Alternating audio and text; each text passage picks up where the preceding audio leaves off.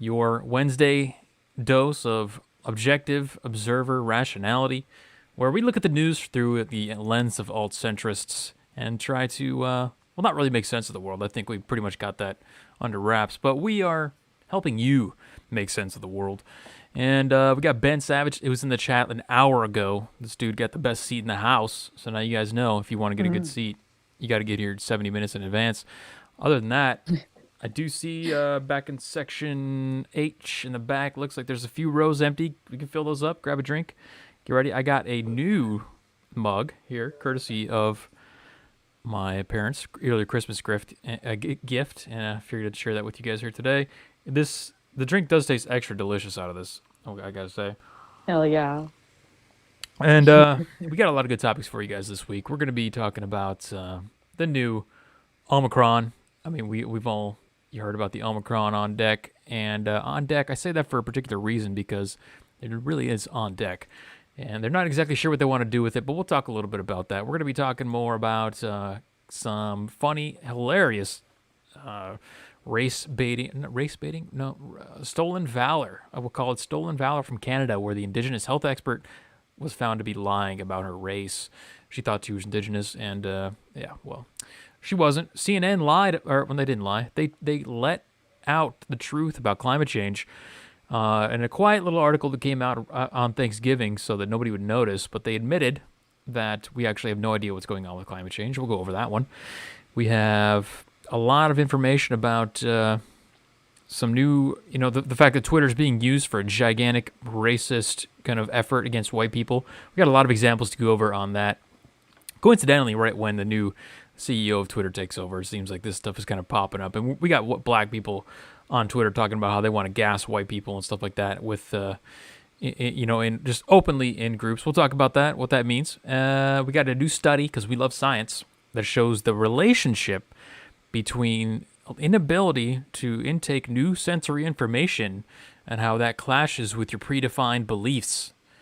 And that's pretty interesting, right? I mean, that goes right into line with what we're talking about. And I think that study is actually going to prove some of the things that I've said, not prove, but support some of the things that I've said in the past about the mental aspect of what we're dealing with in society right now. And we got to follow up on that FDA study, the FDA request to have 55 years to release the study, the data for the Pfizer vaccine. We'll tell you what happened with that. You probably won't be surprised, but you know what? I think that's enough. We got Paul, Dari, Holly, Drumma in chat, Kizza, Mitch. It's loaded up.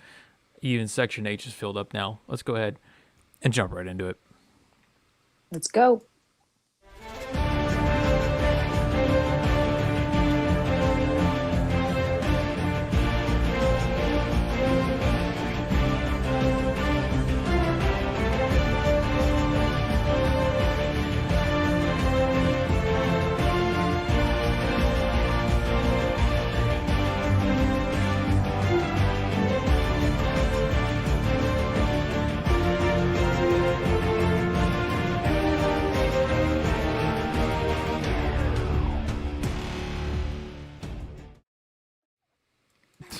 Wow. I mean, it might happen. The stereo is pretty black supremacist too, right? So for those who are on the YouTube, we're not just listening to our behind-the-scenes conversation. We were inviting any stereo users to come in and tell me how they want to gas me for being white. And for those who don't know, we are streaming live also on an app called Stereo, where you can join, follow @Weekly Narrative, and you can ask questions, leave comments, suggestions, get your voice heard on the stream, and we will respond to you live. It's pretty cool. We got. I think we should start it off. Yeah. Go ahead. We should start it off with Paul's message that he left us while we were doing the setup. All right, good idea. Wait, it's gone. It's not even in my stereo anymore. Can you play it from your end? Yeah, I can play it. I got it. I submit myself to the risk of this white pill being taken grossly out of context, but white pill, because I love dispensing them. The two rappers, they happen to be black, who sung Fuck Donald Trump are now both dead. If you hadn't heard that, you're welcome. Yeah. Well, it's a risky life being a rapper. And that's exactly why we try to tell people that culture is more important than immutable characteristics like race, because if you're listening to those kind of people, chances are I bet your chances of dying early are much higher than if you listen to country music. Racism has entered the chat. Ivan is here. Paul, Moneypenny, what's up? Welcome, guys. Welcome. Glad to see you here. Glad to see you back. Speaking of Moneypenny, we got a comment from her starting us off over, not starting us off, but from the UK anyway, over on stereo. Let's jump to her real quick. Hey, what a great idea. Hey, I hey. can gas you for being white. Yeah. I thought you identified as black. God, I'm so confused. Try to Miss keep up. Moneypenny is so confused. You've got far too many platforms now. I haven't got enough devices to track all of them. I'm running out. But I have got loads of cool information for you on Omicron and all other strange Greek letter words, and a complete pandemically breakdown of fear psychosis that is absolutely irrational and irrelevant and, well, it's just not right. And I will report more if you like. See you soon. Perfect. I think that's going to fall right in line with what we're talking about today, because not only do we have a study that shows that people's inability to correlate sensory data, reality, okay? I'm gonna substitute my own version of this word here, reality. People's inability to correlate reality with what they have in their brain is actually leading to a lot of the mental illness, anxiety, depression, PTSD even. The study suggests that it could cause PTSD, so we'll go over that study in a bit. And we also have, of course, the Omicron stuff that we'll go over as well. Let's see what Paul's got to say real quick, and then we'll jump into the first story of the night. Race may be biological, may be immutable, but jogging, that's culture. Yes, sir. Thank you for that. Make sure you jog in sandals, too, for maximum effectiveness and efficiency. Anyway, how are you doing, Delaney? I didn't even introduce you yet. How are you doing today?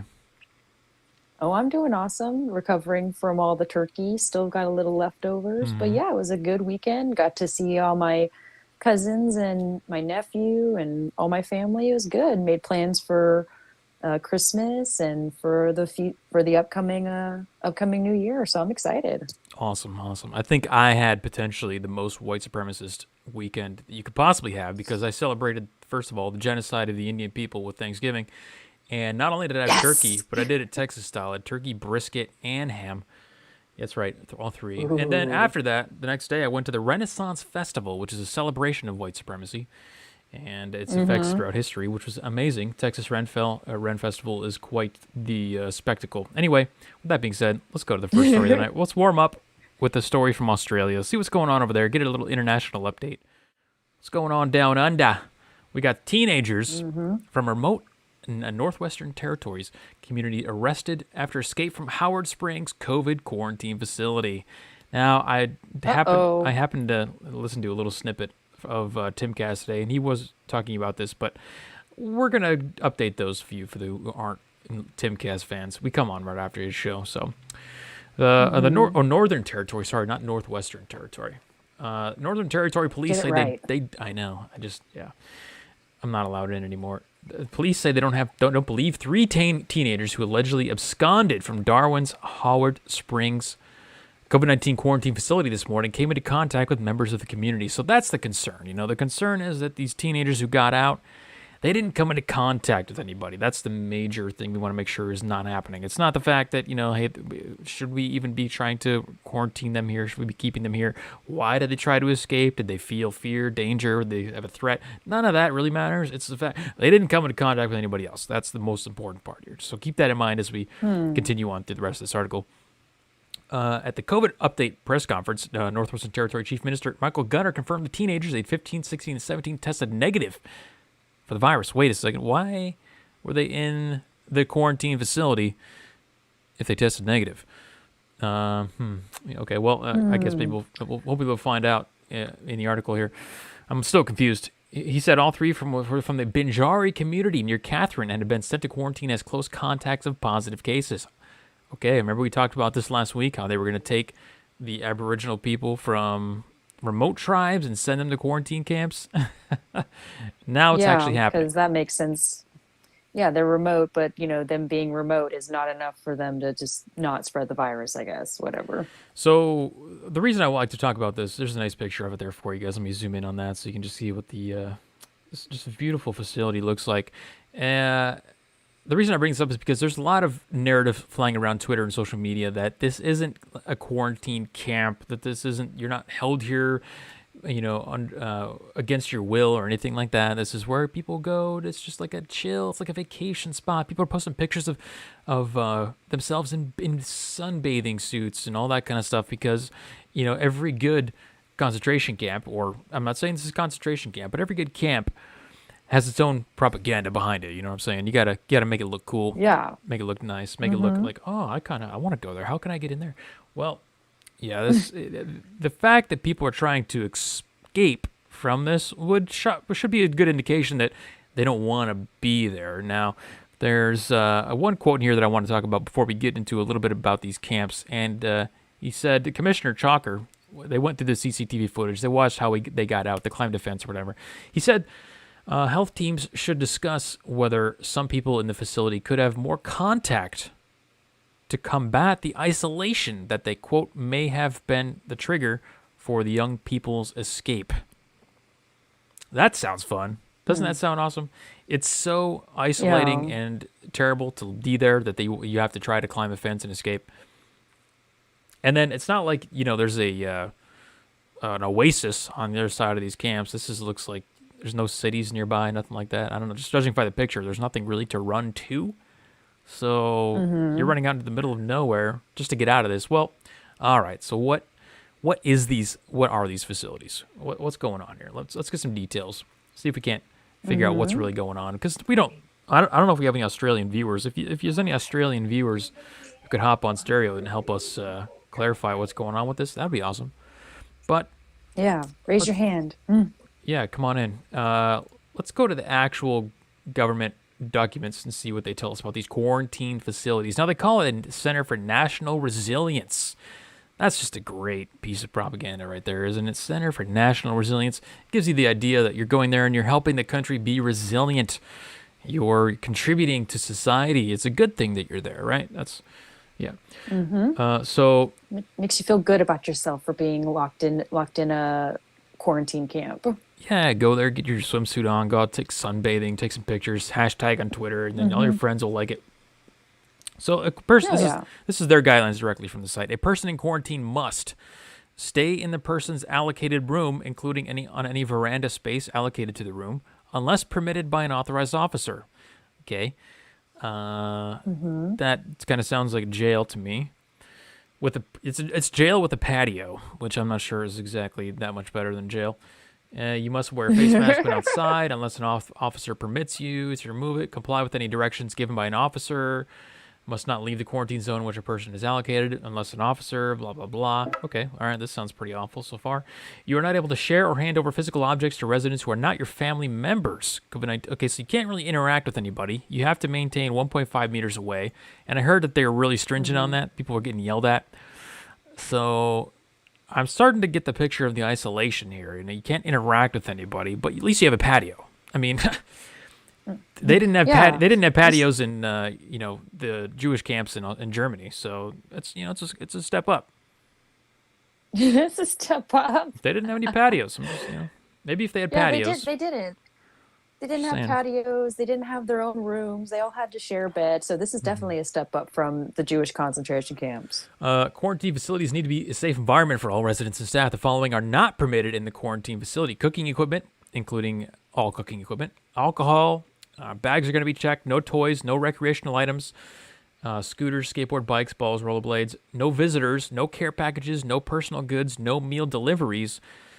Family rooms are not always available, and the Center for National Resilience is a primarily single-room accommodation with no internal connecting doors. There are 4 rooms to a shared veranda space with mattresses and cots provided for small children. Jesus, dude. And the food is given to you, dropped at your front door, and they knock, and then they run away. So literally, this is like a jail. It sounds like a jail. It is like jail, yeah. So we just wanted to give you guys a picture of what's actually going on down here. This is directly from the government of Australia's website, so this isn't any kind of fear-mongering. They're telling us what's happening down there, and this is, there's more to it, but we're not going to get too deep into it. I just wanted to warm us up with a little hearty, good-natured tale of jailing people with patios in Australia. So what do you think? Does patios make it okay? The fact that you can be No. outside, does that make it okay? I mean, yeah, I mean, I think the best thing you can do for yourself if you're possibly going to get sick from COVID is be able to go outside and be in the sun. But the fact that you can't go outside without wearing a mask is kind of counterproductive in my eyes. And I'm like reading the list of the amenities. They're not allowed to have bottled water, limited on tea and coffee. They do have Wi-Fi, which is good, but who knows how good that Wi-Fi Well, is. how else are you going to They're upload the pictures of yourself in the swimsuits? You know? Yeah, exactly. If you're if you're in the middle of nowhere in northern territories of Australia, I mean, it's not the worst thing in the world, but it's definitely on that jail-ish kind of vibe I'm getting from this whole thing. And all you have to do is be close to somebody who had coronavirus to get sent there. Remember, these teens that escaped who were captured, they were not even positive. They were close to people who had it. So maybe that's why people in countries like Australia are actually protesting and mass demonstrating, and people in America are not. We have had no mass demonstrations in America. There are mass demonstrations happening across the world right now, in Italy, Yeah. and I think in Germany, Australia, everywhere but America seems to be really up in arms over this thing, and maybe it's because we're not putting people in camps yet. We saw footage from France of police patrolling inside restaurants. This is not the one that we showed you previously. This is a new one for Thanksgiving. Police were inside restaurants asking people for their record from their phone so that they don't get kicked out of the restaurant. Like, that's the kind of stuff that's happening in those countries. It's not as bad here. So at least we have that to be thankful for. Yeah, it's definitely not as bad here, but unfortunately, there are a lot of people in the United States that want that kind of authoritarian regime to come in and take control and make you have to show your papers.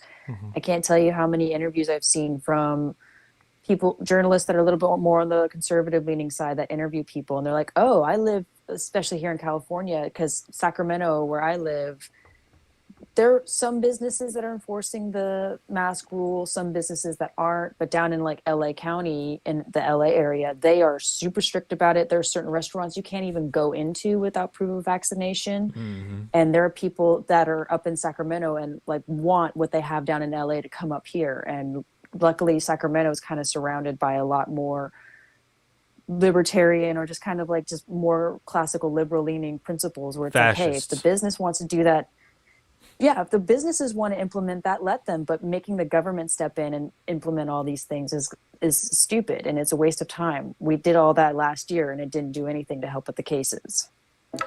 That's right. We got a few stereos that popped in here. Let's go to Holly. I'm not sure if this is true. I heard it on the interwebs, but those photos of the extremely fit, gorgeous, tanned people in their bathing suits posing were the Olympians that were quarantining there, doing the mandatory quarantine before traveling to the Olympics or to some games. And of course, they posted pictures of their beautiful, fit bodies.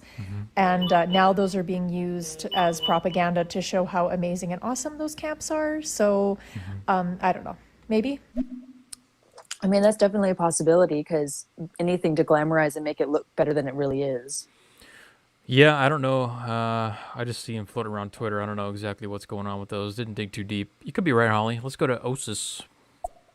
I mean, they can just like be YouTube people or something, or do some worthless job. It's not like there's a lot of people in Australia that are doing anything all that important anyway. They kind of just like fuck kangaroos and shit. So they're not really missing out on life all that much. Let's be honest. The only time they really need to worry is if they start like erecting giant communal showers. That would be a big red flag for me. Yeah, that would be a sign. Money Penny. Gee, do you say the Americans aren't doing anything? Oh, that's a surprise.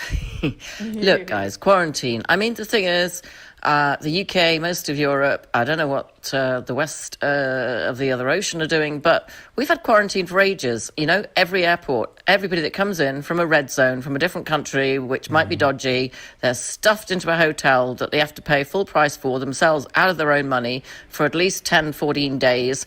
And they're marched around in the hotel car park, which has barbed wire on it. And yeah, it is quarantine. It's not a camp as such, but it is pretty nasty. They're not even allowed out their room. The CCTV cameras to check they don't do that. And they're not allowed any exercise other than being paraded around by barbed wire and security guards. That's still quarantine. Yeah. It's true. Yeah, it is. You know, it's. I don't think it's at the point to where you just get sent there because you were in close proximity to someone who was confirmed to have it, though. That's pretty awful.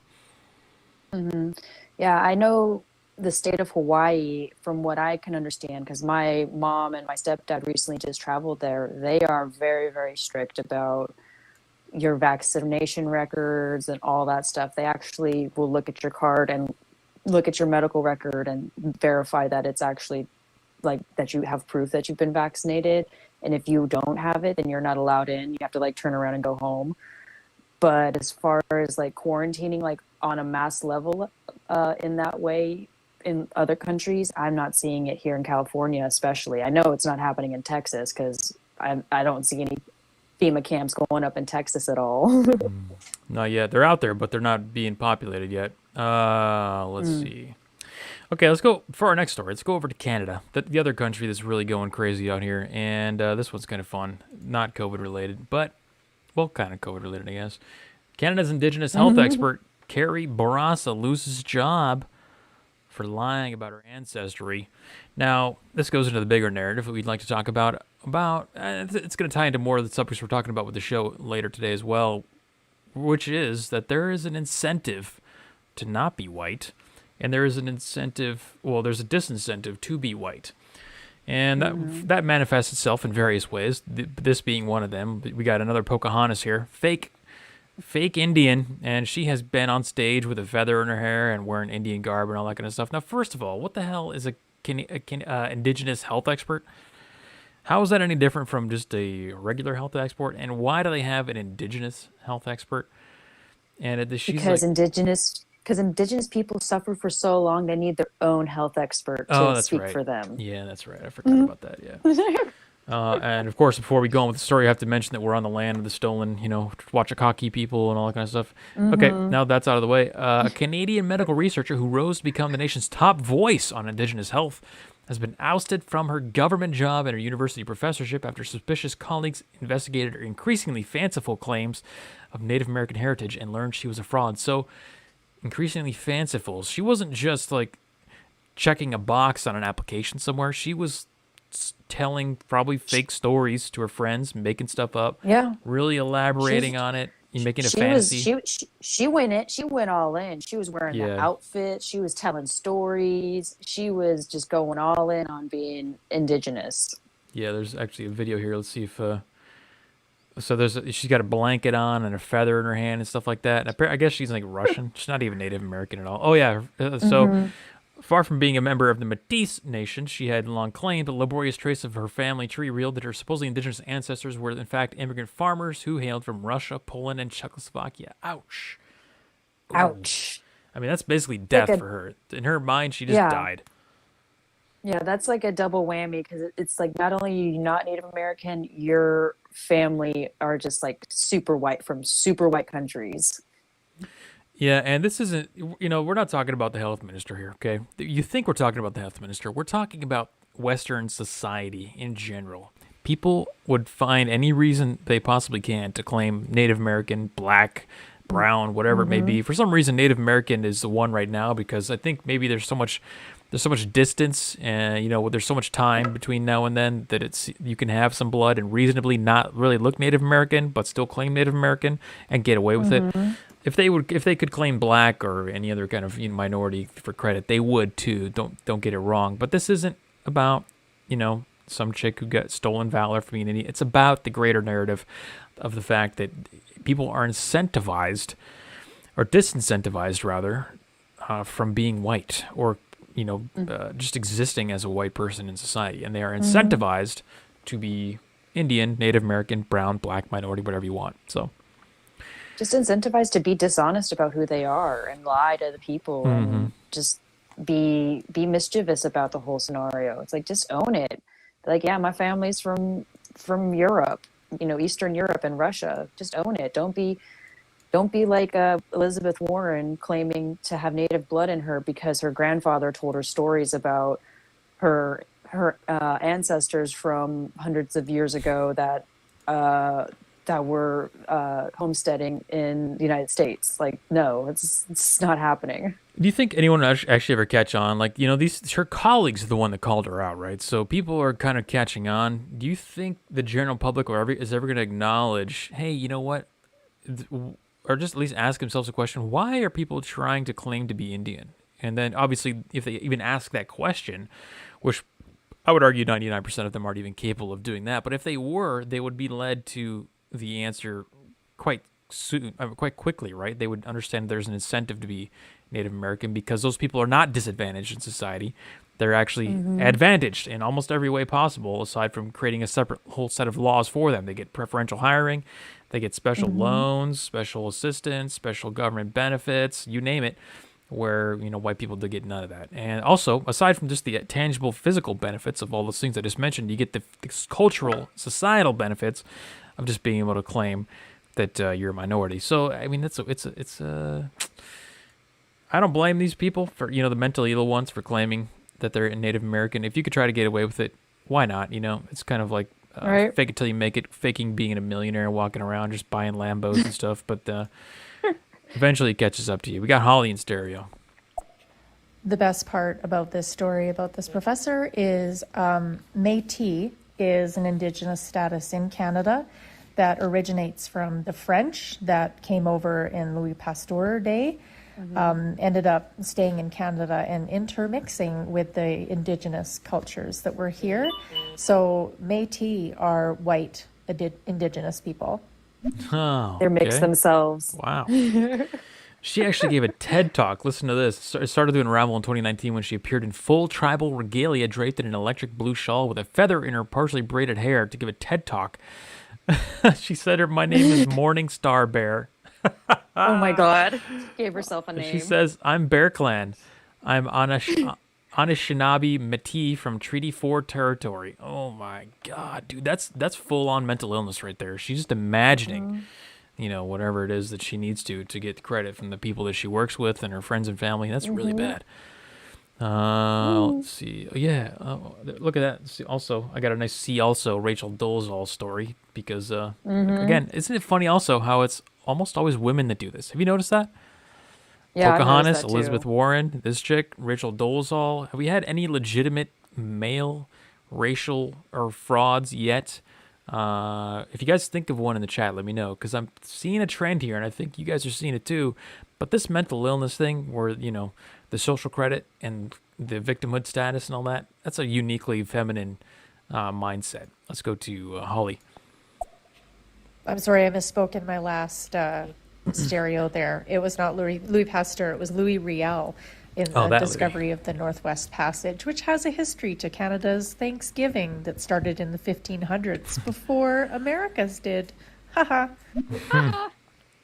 Yeah, Paul in the YouTube chat says he's not even mad anymore. She's got huge cojones for trying to pull that off. And, well, yeah, I mean, see, I wouldn't be able to do that. I wouldn't be able to go up on a stage at a TED Talk and legitimately, like in African garb, like with a hat and like a plate through my lip and be like, I am from the blah, blah tribe in Africa, and really try to play it off. That's legitimate psychosis, mental illness, delusions, whatever. I don't know what that is, but something's going on there, and we're going to be talking about that coming up here shortly with a new study that just came out. I was going to say, Jeremy, if you try to do that, you would do it as like a joke, not to be super serious and try to extort money out of people. It would be like, look at me, I'm black now. Sean Kang. Yep. Talcum X. Talcum X. Oh, yeah. No, you're right. Well, yeah, I guess. Yeah, no, Sean King. Yeah, he is. He definitely tries to play black, but he's whiter than me. Yeah. Definitely whiter than me. What would be funny is if he forgot to cut his hair for like 6 months and then it just came out and he was like completely straight and you didn't realize like, oh yeah, when you don't shave your head to look like a black person to play the part, it's beyond obvious that you're not black at all. Okay, let's go to the next story here. CNN came out with an article on climate change or ocean warming, global warming, whatever you can call it, over Thanksgiving weekend. And they did it on Thanksgiving because nobody reads the news on Thanksgiving, so they could put this out there and nobody really noticed, nobody really cared. But guess what? I noticed. I found it. I saw it, and I caught them. They're caught. This is great. This is now we're on the subject of global warming now. CNN gets caught admitting that all of their climate models and all that climate change stuff that they've been telling you about is basically, well, not a lie. We don't have to go so far to say that it's a lie, but this exposes the true nature of science in that every single day when you make a new discovery, find out new information, gather new evidence, the science changes. Science is not a slab of stone that was handed down from the heavens with an engraved equations and all the answers on it. It's an evolving, ever-changing thing. And CNN, or at least one writer from CNN, just found that out the hard way. So we got the Arctic Ocean began warming decades earlier than previously thought. New research shows from CNN. Guys, CNN's admitting. The Arctic Ocean has been warming since the onset of the 20th century, decades earlier than the instruments observations would suggest, according to new research. Uh-oh. We got a narrative break here. The study published Wednesday in the Journal of Science Advances found that the expansion of warm Atlantic Ocean water flowing into the Arctic, a phenomenon known as Atlantification, has caused Arctic water temperature in the region studied to increase by around 2 degrees Celsius since 1900. Now, 2 degrees, for those of you who aren't paying attention to the numbers of the arguments that the global warming alarmists make, is catastrophic. 2 degrees, that's apocalyptic. And it happened in just about 100 years. So the author of the article, authored the study, and an assistant professor of geography at the University of Cambridge, said the findings were worrisome because the early warming suggests there might be a flaw in the models scientists use to predict how the climate will change. How about that? I need a button for the wah, wah, wah. This, and maybe a sad trombone on there. Let me reread that sentence again. The people who authored the study from the University of Cambridge said the findings were worrisome because the early warming suggests that there might be a flaw in the models scientists use to predict how the climate will change. Now, you know how to spin it, right? You know how it's going to spin. This isn't the point, but this is how they're going to spin it. They're going to spin it to say it's going to be much worse than we thought. We need to act even faster now, right? Okay, of course they're going to spin it that way. They have no choice. But the point of the article is, and they've already given it away because they're so low IQ they don't understand they've given it away, is that they've admitted that the science actually changes over time. The models that we've been using are not accurate. They have told you up until today that the models are, oh my God, hockey sticks over here. We got lines, graphs, charts. Look at all this over here. Everything. I remember. I was going to say, I remember all my friends who are in the science communities telling me and touting to me that 97% of the climate scientists agree that humans are causing all this, and that we only have 12 years left. And now here's the scientists saying, we might have been wrong about all that. Or we don't have really good models to measure all this like we thought. Yeah, so they went on to say the Arctic Ocean has been warming up for much longer than we previously thought, and this is something that's a bit unsettling for many reasons, especially because the climate models that we use to cast projections of future climate change do not really simulate these types of changes. So you're telling me that your models that you base the Paris Climate Accords and all these Chinese climate accords and all these restrictions that you're putting on us, the people and the corporations and the freedom of all people, the models that those are based off of are not accurate and can't account for these particular types of changes? Color me shocked. Absolutely, completely shocked. Actually, I'm not shocked at all. It was only a matter of time before there was something that came out that made them realize this. And unfortunately, this isn't going to have the impact that we think it will. It's not like this is going to cause people to wake up and say, oh my God, maybe everything else about climate change could be wrong.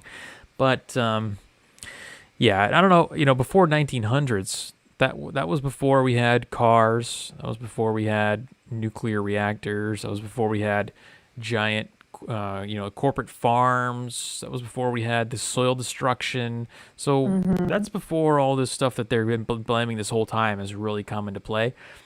And that kind of leads into my stance on global warming or climate change, whatever you want to call it. Climate change, I guess, is a fine enough term, is that it is a real problem. Now, the question of who's causing it and what we should do about it, that's where we really need to hash out some details. Because, first of all, I've mentioned this before, but you can go back in history and look at all the greatest civilizations that ever existed. Many of them fell because of changes in the climate, and they didn't have cars back then. Okay, they didn't have CO2. They didn't have carbon credits. They didn't have any of that garbage. They didn't have airplanes. They were pumping out jet They fuel. didn't have coal mines. They didn't have mass production factories that plague the ozone. They didn't have any of that stuff, and they were still experiencing climate crisis stuff going on. They got wiped out. Several large civilizations got wiped out because of climate change. So the point is, yes, it's happening, but I think human contribution to it is actually irrelevant, because even if we just stopped all carbon emissions today, the climate would still change, and it would still eventually change to the point to where it would destroy civilization. So we need to really ramp up production, ramp up innovation, ramp up productivity, so that we can beat that, because eventually something's going to happen that's beyond our ability to recover from, and we need to be ready for that. If we're not, then it's game over, just like all of those civilizations that came before us. But of course, we know they Agreed. won't do that, which is why we have to separate from society, form our own societies, and try to survive in smaller versions of society. You can't save everybody. Not everyone on the ship is going to get a lifeboat. And now we have the opportunity, before we know the iceberg's coming. I see the lifeboats right there, and I already know that the iceberg's coming. I know we're going to hit it. I'm just going to get on the lifeboat before there's even a rush to get on the lifeboat. So that's my plan anyway. And the lifeboat, of course, is just a metaphor for parallel society. Let's go to Osis in chat. This is it's totally unrelated. But since you mentioned CNN, I just want to talk about Chris Fredo Cuomo suspended indefinitely. Trump curse strikes again. Both the Cuomo brothers are totally disgraced now.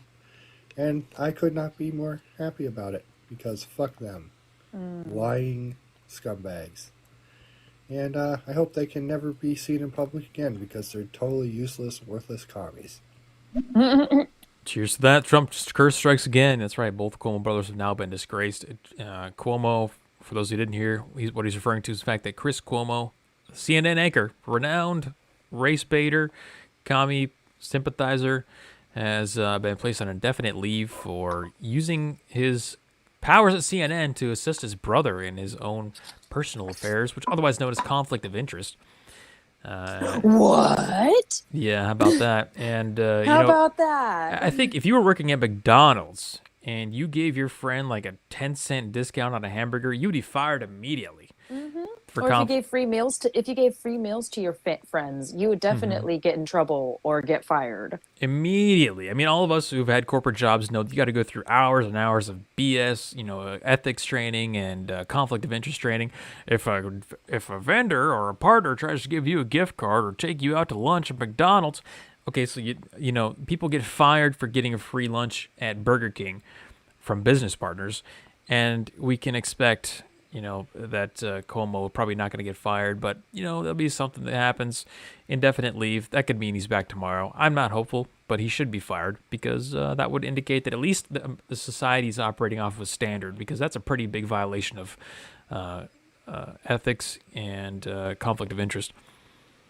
Well, I also watched a video that Project Veritas did today. Well, they did this a while ago, but it was a hidden camera video of a guy that was like a producer or some kind of executive over at CNN. Oh yeah. And apparently, like, they didn't want Chris Cuomo. They hate that guy. They hated him a lot, but because he was so connected, that's why they had him on there. They were like, he's an idiot. The only reason he has the position he's in is because he is the governor or the mayor or the governor's brother or whatever. Otherwise, if we had our choice, nobody would want him. Yeah, I think the biggest offense for me regarding Chris Cuomo was the fake weights he was using just to pretend he was curling 100 pounds. I mean, or overhead pressing 100 pounds. That's unacceptable. All that other stuff he did, I don't really care. Yeah. Let's see here. What's going on over in chat? Why don't they come out and say we want to contribute more global issues, or at least appear to care while we skim money, says Dari. Yeah, well, let's see. I think the next story we got will actually partially explain that. We love science here. And we got a new study that just came out regarding, that'll help explain a lot of what we're seeing. Now, I've already told you this is what's happening, right? This is kind of what we refer to often as cognitive dissonance. And we've talked about the rise of mental illness in America and in the West. It's rapidly spiking across all Western countries, predominantly in women in particular. And we've got a study now that helps us explain why that is. So this just came out today, brand new, hot off the press. This is how you know. I'm always looking for the latest and greatest from JAMA Network, the Psychiatry, Journal of Medicals. I don't know what the actual journal is, but it's a good journal. Okay, this is reliable content here. Association between failures in perceptual updating and the severity of psychosis in schizophrenia. So the question they try to answer with the study is, are psychotic symptoms related to failures in perceptual updating? So perceptual updating, for those who, let me just kind of put that in plain English, it means integrating sensory information into your brain, into, looking at reality, interpreting reality, and then integrating that information that you're observing or sensing with your sensories outlets into your brain and into your mind. So in the case control, a study of 160 participants in 2 independent samples, perceptual updating was assessed via a random motion dot perception task in which motion directions changes midway through a trial, and participants were asked to report the direction at the end of the trial. So they were observing something, and they were asked to report on the change of the direction afterwards. So it's a very simple, boiled-down version of your ability to assess sensory changes and integrate them into your mind.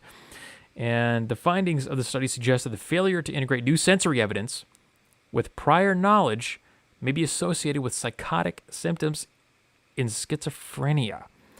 Now, they're studying this in schizophrenia, but they go on to say that people who really fail at this, who can't integrate new sensory information, integrate reality, because this is what we talk about, remember?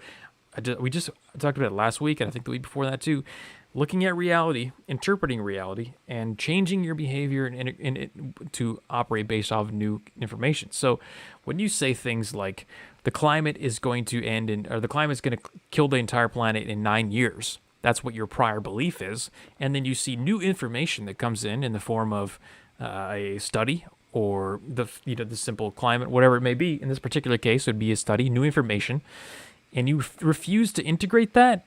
The fact that you refuse to integrate that means that you are more likely to experience symptoms of anxiety, depression, all kinds of mental illness, PTSD even, apparently. So this is really powerful stuff.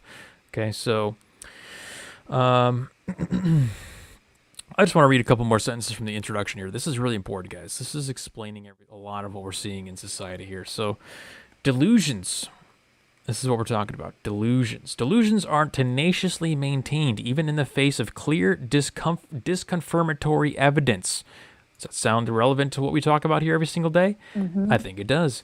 Similarly, hallucinations are perceptual experiences that occur despite a lack of corresponding external stimuli.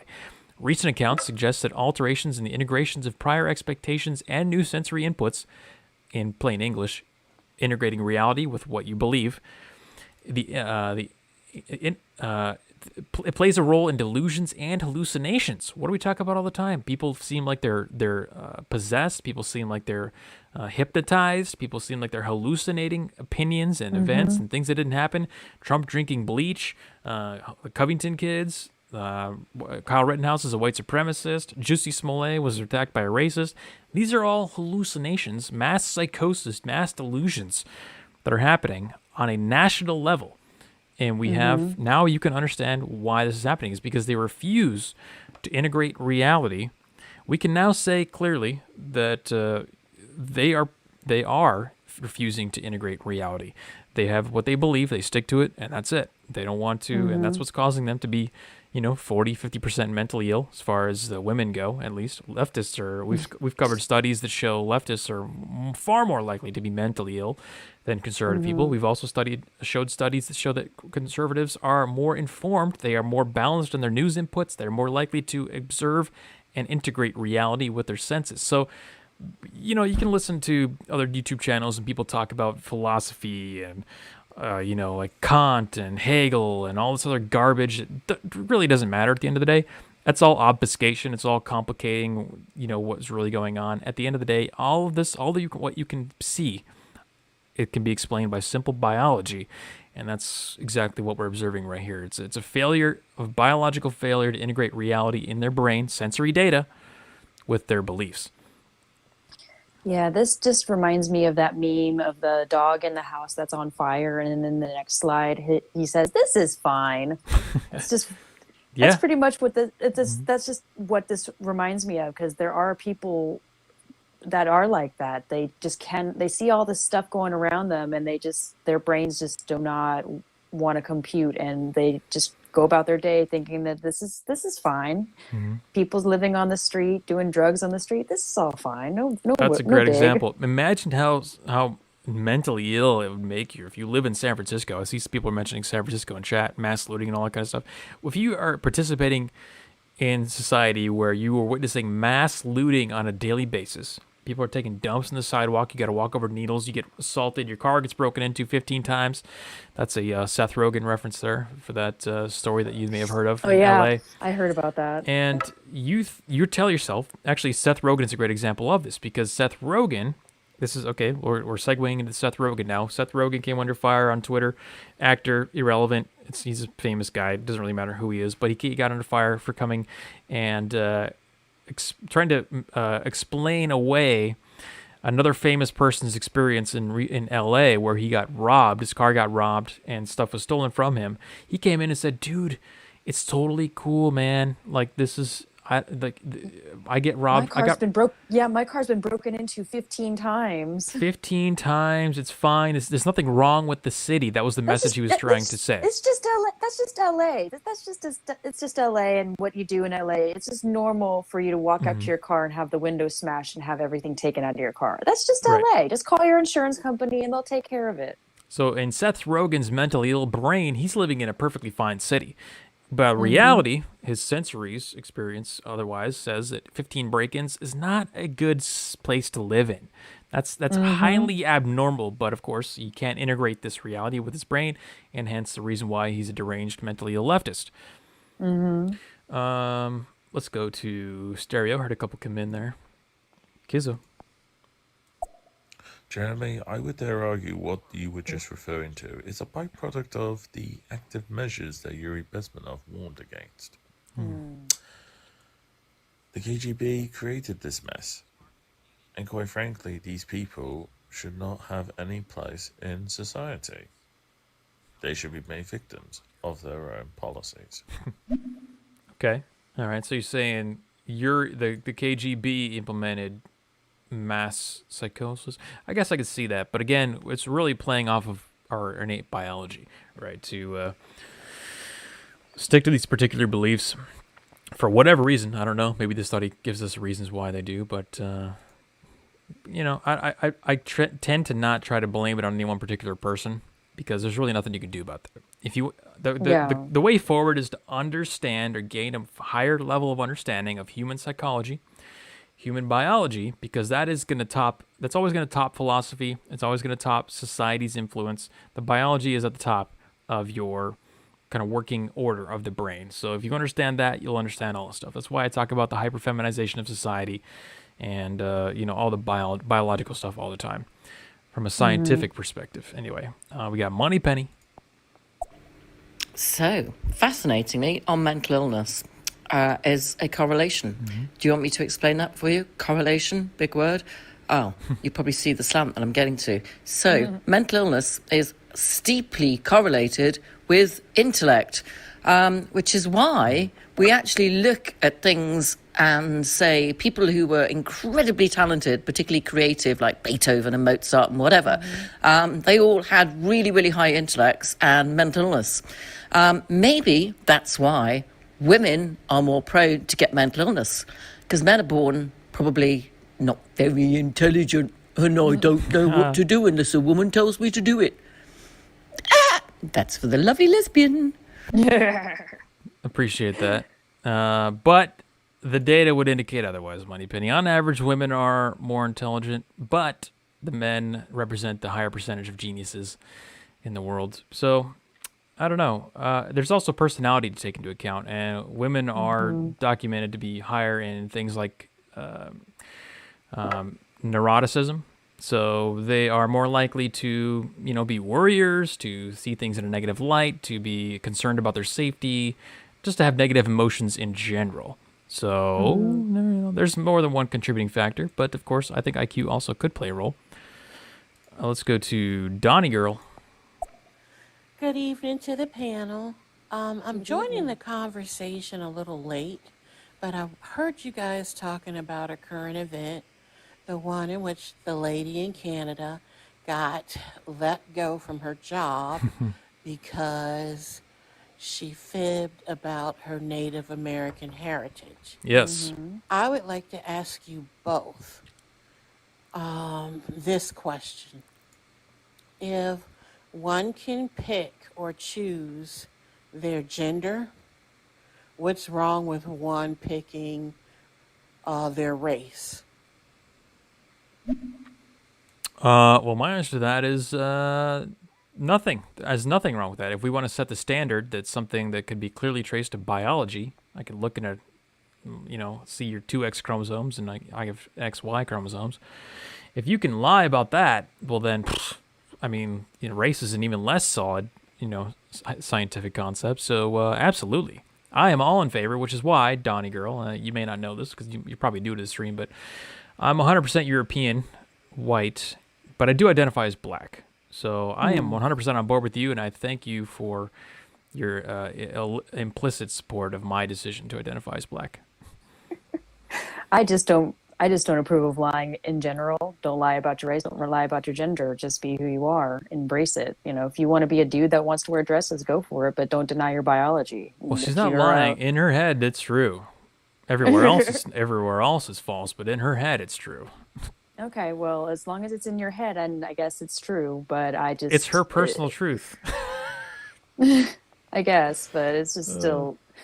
I mean, just don't. I just don't approve of lying on that kind of stuff personally. She's got a follow up here. Let's see what she got to say. I'm not sure you got all of that, so I'll just repeat the question. Oh, we got it. Yeah. Thank you for the question, by the way. Good one. I appreciate that. Hopefully we elaborated our beliefs on that quite well. Let's see. Mental illness is part and parcel of being a leftist, says Kizza in the YouTube chat. Hey, what's up, Phil? Welcome to the chat. Motor Gong also here. Motor Gong says, reminds me of Sadiq Khan's London. Quote, that's just part and parcel of living in a big city. Oh, yeah. Getting beheaded and getting jumped by people is just part of being in a big city. Just like getting your car broken into in the big city is just normal. 15 times living there, 15 times getting your car broken into, that's normal. Get used to it. Yeah, it's not just normal. That's fine. You should expect at least 15 break-ins. Let's see. Paul says, you left out one of the greatest hoaxes and hate hoaxes and the mattress girl. Yeah, see, all this stuff, it's all fake. Speaking of fake, we got an update for you guys from old Jussie Smollet. Now, speaking of mass delusions, this is a great segue, I think, right? Let's do a time travel back in history to look at the headline that we were told was reality, and we'll look at the difference between then and now. See if we can't spot any differences. It's like get the two pictures and you got to spot the differences. This is from when Jussie got attacked by the homophobic, racist Trump supporters out there in MAGA country in frozen tundra Chicago. From GQ.com, gigantic picture of Jussie that's so big you can't even see the title of the article. You have to scroll down to see it. It says the racist, homophobic attack on Jussie Smollet is America's endgame. And I know it's not Smollet, but that's how Chappelle said it, so that's how I like to say it, because it's more funny. Jussie Smollett is way less fun to say than Jussie Smollett. So the subtitle is when one of the most famous black and gay men in America is not safe, the message is clearer than it has ever been. So what do you think, guys? Is the message clear? Well, turns out it's not really that clear, and it's definitely not clearer than it's ever been. So we appreciate your swing at reality, GQ, but clearly you're suffering from some kind of insane mental illness as well, because we've got a new update from you in the case against Jussie from timcast.com.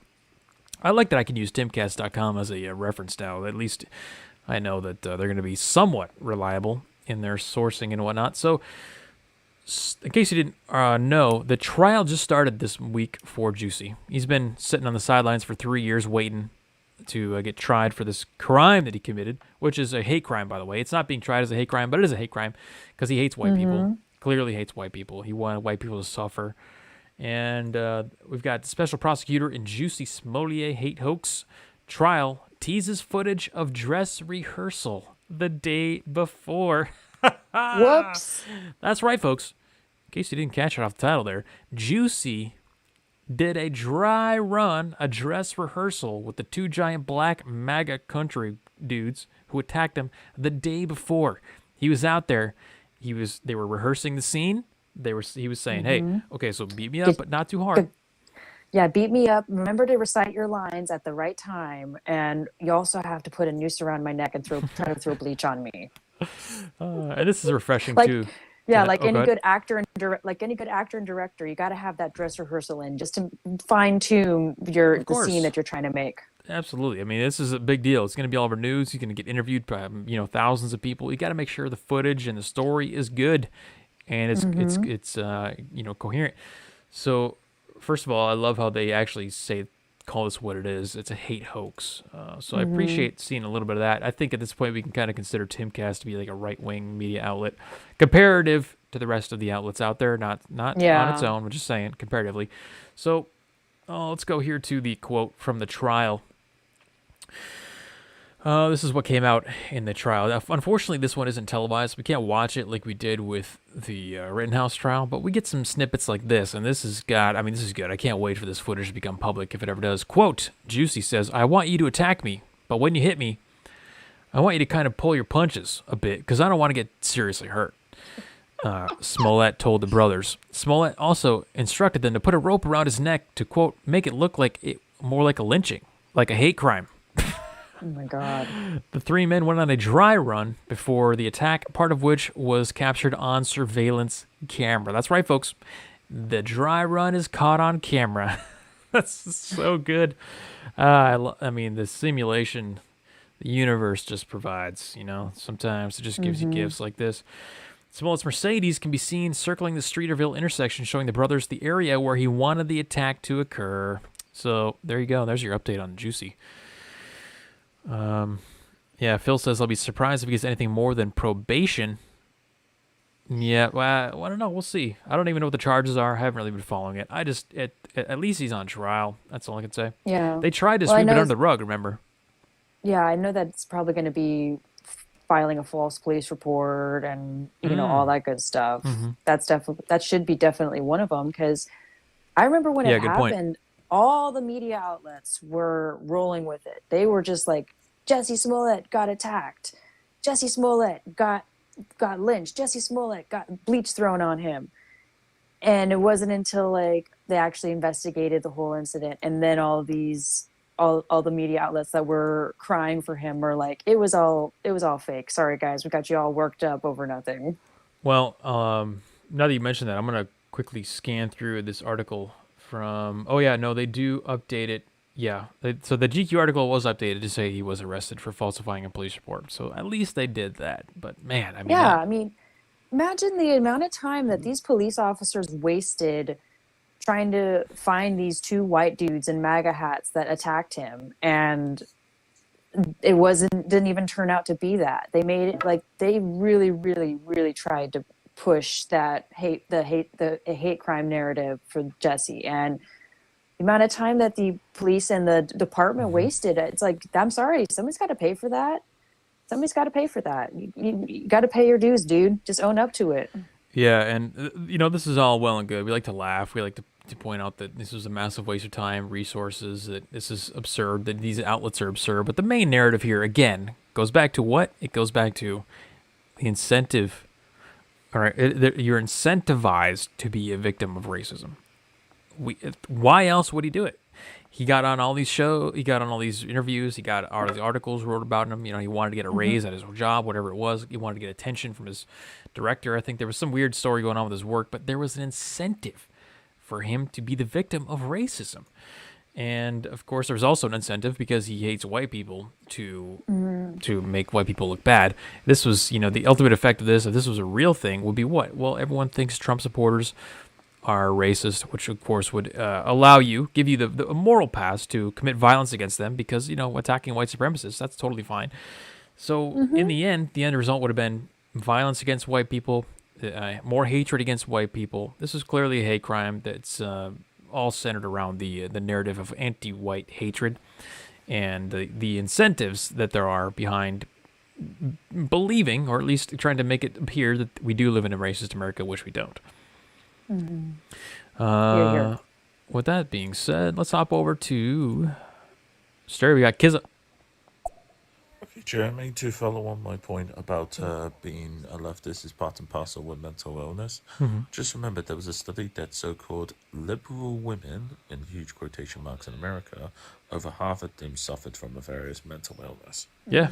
And in fact, another study I remember reading, when it comes to children who are quote-unquote suffering from gender dysphoria, their mothers were the majority of them were suffering from bipolar syndrome. Not shocking. Whereas those that didn't had a very low representation of bipolar in their mothers. Coincidence or correlation? You decide. Yeah, I'm much more inclined to call that causality. As you guys know, I'm more of a fan of the kind of a deterministic outlook on life, wherein if you are suffering from neglect, trauma, molestation, bad parenting during your childhood, you're not 100% guaranteed to become a leftist, but your paths, your potential outcomes have really narrowed quite a bit, like 80% chance that you're going to be a leftist because of that. And there's a lot of stuff happening in between the molestation and becoming a leftist that we could elaborate on. But the point is determinism. Okay, we all signs indicate that we are living in a deterministic reality right now, and not 100%, but highly correlated. Let's go to Kizza's got another follow up here. You're really low, Speaking Kizza. of Jussie Smollett, by the way. this reminds me of an unusual fact I found out about a certain country. I believe it was in Egypt. Actors and actresses are not allowed to take the stand in court because their entire work ethic is based on lying. That's interesting. How ironic would it be if we decide to adopt that law in the United States, or even in the UK? Just a thought. Well, I mean, we all thought that to ourselves when we watched Jussie crying on that interview, right? I mean, that's at least like this, the interview that's pictured here. He was crying about it. Like, it's all an act, dude. Like, wait. You're telling me we're watching an actor tell us with tears in his eyes that he was attacked in MAGA country by two white people in the middle of the night after getting come on. Anyone who believed that, I mean, that's subterranean IQ right there. Yeah, because I guess Chicago is now MAGA country, because as far as I could tell. Always has been, baby. It's well known. I don't know. I mean, this guy was insane going out there in the middle of the night in the MAGA country. Right? Going into MAGA country at 3 a.m. for a Subway sandwich, man. What's wrong with you? You're not safe. In the middle of a blizzard, too, nonetheless. Let's go, Paul. This is just a pipe dream, but one of these ways to win the culture war would be, it's going to sound far-fetched or out of left field, and I think it is. Some judge just needs to, not prison. We're not going to talk about prison. We're not going to talk about fines. None of that crazy, the law is not going to hurt Jussie Smollett. He just has to have his first name legally changed to Jussie Smollett, Jesse or Jussie, whatever the fuck his name is, who faked a hate crime against himself, and that's it. Just use the law to publicly shame people into perpetuity. That's one of the ways you win culture war, and you can run with that ball all the way to the touchdown. What you're trying to say, Paul, is we need to tar and feather the guy. We need to bring back tar and feathering, not necessarily tar and feather, because that's a little easy to get off. We want something that's a little longer lasting, a little more consequential, right?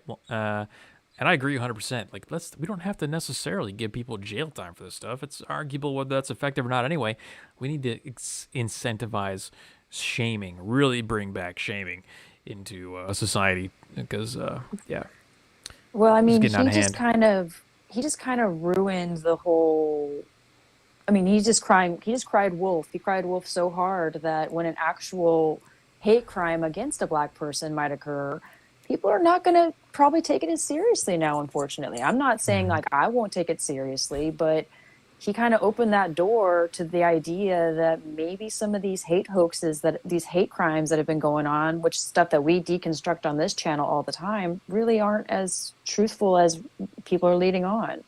And I hate that that's happened, but this is what he's opened the door to, unfortunately. Yeah, and you know what? I fear even making the suggestion because it could easily be turned against us as far as the mechanics of it. But since we're all moving to a crypto centralized health banking identity social credit score with our green eco credits built into it or whatever you want to call it, we could easily just build in a tagging system for if you want to post on Twitter, well, or if you want any social media, well, guess what? Now you got a little flag next to your name that says liar or hoax perpetrator, something like that. Not those words, but you know what I'm saying. Like it's got you with a tag on your name everywhere you go. I'm not. Yeah. I'm afraid to suggest that because that's going to happen to us. We're deniers, we're vaccine deniers, we're climate deniers. We're going to have that used against us. But since we're going to be using it anyway, let's just also use it in the other direction. That's all I'm saying. I'd rather be a vaccine mandate denier and a climate denier than somebody that's faked a hate crime. You know what's like to me being somebody that fakes a hate crime is much, much worse than somebody that is not for the COVID-19 vaccine. You know what we really need to do? I think we really need to lean into the climate denier thing because we need to take the language literally there. I deny the climate even exists. Yep. There is no climate. There's no wind. Yep. Wind is a hoax. Rain is a hoax. Seasons are a hoax. Seasons. Oh my God! Don't even get me started. The Rothschilds. They started the seasons. No, but really, I mean, that would really kind of play into. It shames their idea, and there's the fact that they would even say something so stupid. It spits it right back in their face without getting combative about it. That's how you really need to kind of approach these things. Holly. So you point about the mental illness with people on the left, and this story that we're talking about Jussie Smollet, I believe it has the same source. It's a faux hate crime that had to be made up because there wasn't enough racism, and they had to create an attack according to bring attention to it. It's the same with people on the left claiming mental illness. All you have to do now is claim that you have a mental illness, self-diagnose, and you get the love bombs and you poor dear, and you're a survivor. And it's the same thing. It's coming from the same place. Yeah. Yeah, and that's exactly why we talk about the hyperfeminization of society, because that's a truly feminine thing. And there's some new stuff that I'm still looking through regarding data on long COVID. You guys remember long COVID? We don't talk about that anymore because largely it's coming out that it's not really a real thing, actually. Some people do have long-term effects, but some people have long-term effects of every illness. The funny thing about long COVID, women are represented in the long COVID stats almost 400% over men. Ooh, in some sample sets anyway, not everywhere, but in the sample sets that I looked at, women are represented in all of the long COVID stats much more than men. Why? Because of exactly what Holly just said. And the theory is that it allows them to kind of form a community, because now you're a long hauler. Now, I don't have any kids. I don't have a community otherwise. I just have the internet. I'm completely separated, isolated from the rest of society, but it allows me to get a community now. I belong to this group of long haulers, but also you can actually induce sickness or induce your own reality the same way that people think that they're Indian. They think that they have long haul COVID. So in reality, the mind has more control over the body than you think. You can probably actually give yourself long COVID by just believing really hard enough that you have it. So there's all kinds of stuff going on there. But again, I think the root cause of it is, to simplify it all the way back down to biology, the hyperfeminization of society, folks. We love to talk about it. And we're the only ones talking about it, by the way. Nobody else is. And that's why they will continue to spin their wheels and say every single day, oh my God, look how bad this is. Look how bad that is. Look how bad this is. Where right here on the Weekly Narrative Podcast, the Alt Centrist Podcast, which you are listening to right now, we identify the root cause of problems so that you can integrate reality, not be mentally ill, and move forward with your life in a way that allows you to thrive in the most free and happy way possible. If you like this kind of content, make sure you subscribe, follow me on Stereo, subscribe on YouTube. Give me a dislike, a like, give me some engagement. You notice, by the way, the dislike button is the count is gone, so you can dislike the video all you want. I won't know how many did because I can't tell anymore. But just give me some engagement to let me know that you appreciate the content and you want to see more. By the way, sneak peek, little preview, surprise, Christmas gift for you all. I'm going to be moving soon, at the end of the week actually, into a gigantic new studio. 2,000 square feet. We're getting dead serious. I ordered a $800 camera. I got wireless mics. I'm going to have like 4 cameras set up. This is getting dead serious, folks, okay? So we're taking it to the next level. So you guys are in early, okay? You're here early. So you guys are the OGs. Appreciate you guys for being here. And that's my mid-stream shill. Okay. We got Moneypenny is back. This is going to be good, I can tell.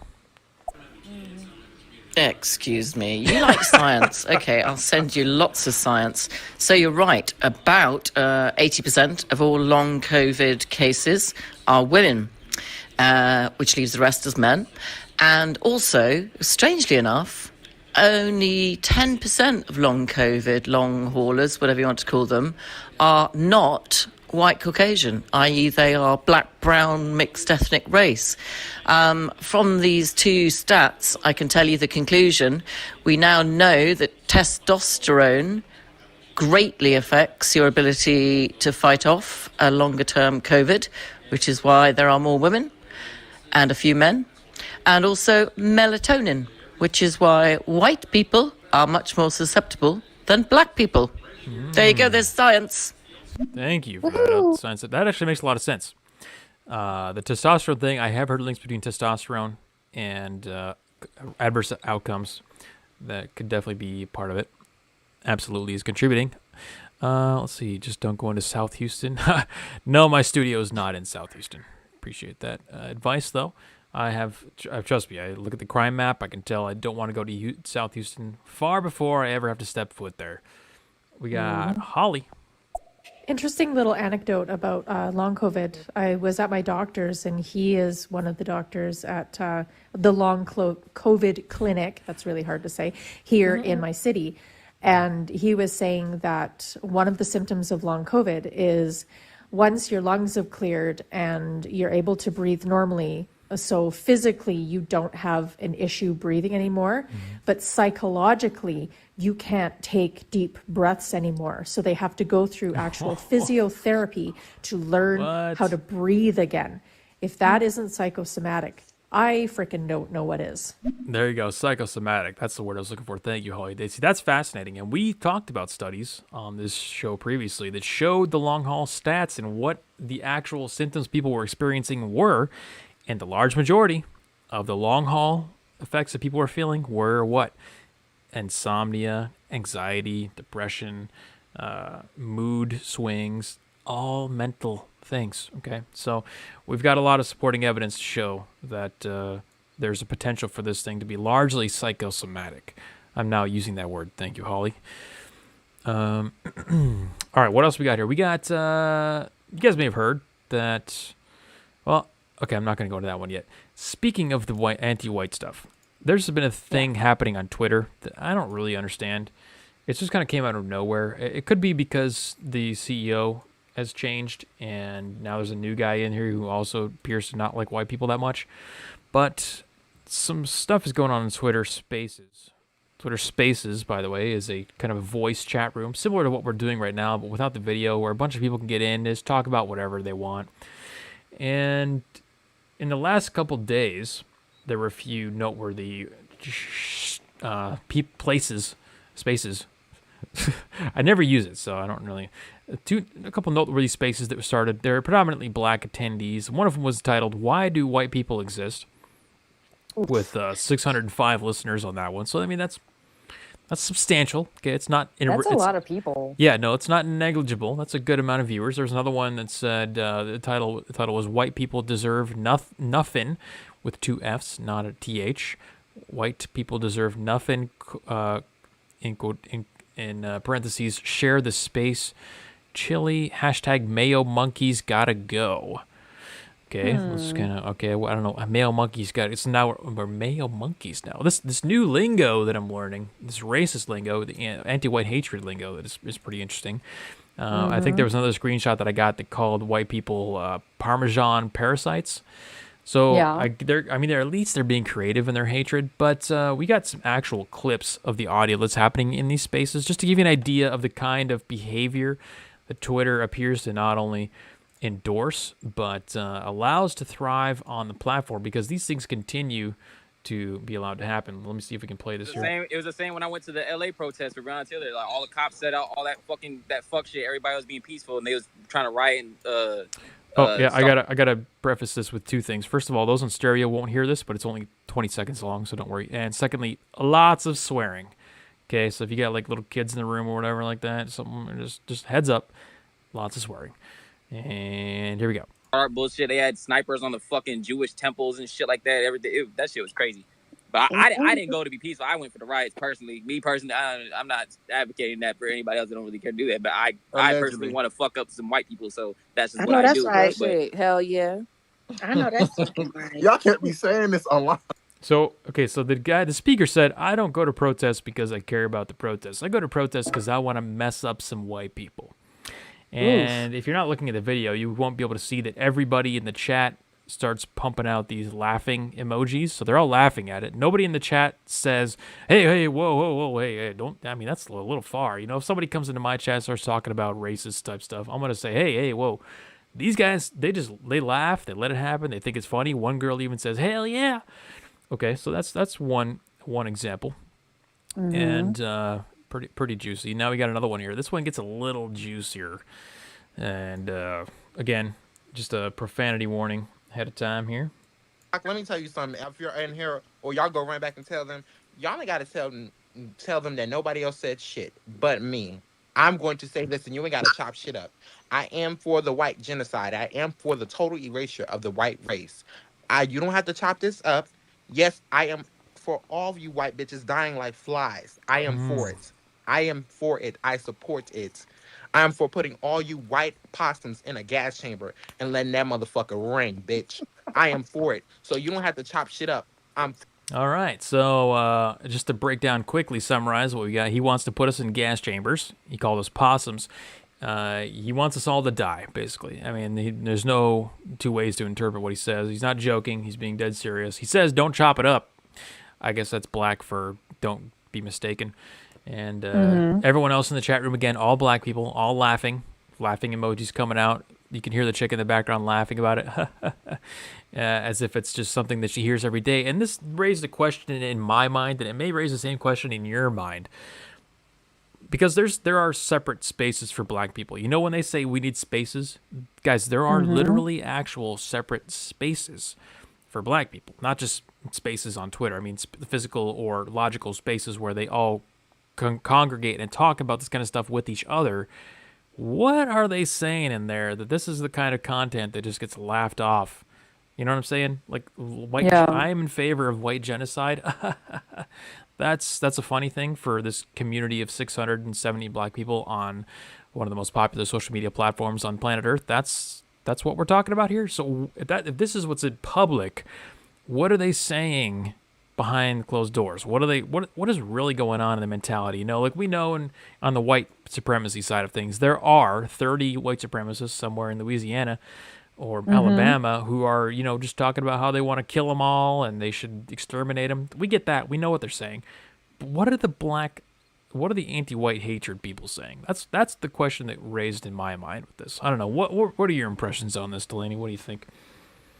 I just think that it's disgusting on either side. And I imagine if on Twitter there was a chat room dedicated for white supremacists talking about killing all the blacks, that stuff would get shut down faster than the speed of light. But when it's a bunch of black people talking about genociding white people, everybody laughs. They're allowed to prosper. They're allowed to share all their content. They're allowed to do whatever they want, even though it's coming from the people that were the oppressed. So now the oppressed people can do the oppressing on the oppressor. It's just the mental gymnastics that the people are using to justify this is quite astounding. I just think it's disgusting.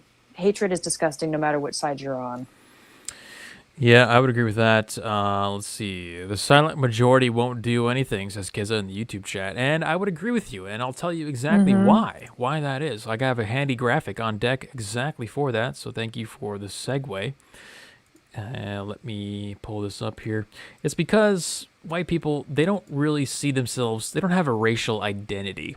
They don't think that race is particularly important to their existence, and it's, for all intents and purposes, for up until recently, last few years, it really hasn't been.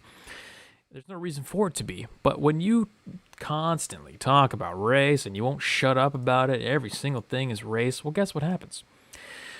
Well, I'll tell you what happens. But let me show you this image first here. Let me zoom in so everybody can see. Is your race central to your identity? Which is a poll that was done at the beginning of 2019 from Pew Research. And black people responded, 74% said yes, that race is central to my identity. Hispanic people responded 59% yes. Asians, 56% yes. And whites, 15% yes. So we don't care. That's what this means. And there's other studies out there that show that whites don't view any race, the other races differently, but the other races do view other races differently. And we've actually gone over those studies here before previously. Whites don't care about race. Now, here's the problem. When you've got spaces, it becomes completely normal for white hatred. It becomes normalized in culture and Hollywood and media, and we cover it quite often here, whether directly or indirectly. What you're going to do is you're going to turn that 15% into 20%, and then 25%, and then 35%. Is that what you want? Is that really what you want? Do you want the other 85% of the white population to become race conscious? Because then you might get into a situation where some white supremacy might be happening, because there's a lot of low IQ, stupid white people out there who would see something like a black chat group on Twitter saying that they want to do white genocide, and they would see that as a threat. Now, I don't see that as a legitimate threat. There's no threat to my safety immediate. But some people out there would see that, and they would actually have a reaction to that, and then you're going to start to have some actual conflict. And that's what you don't want. Or is it? That's the question.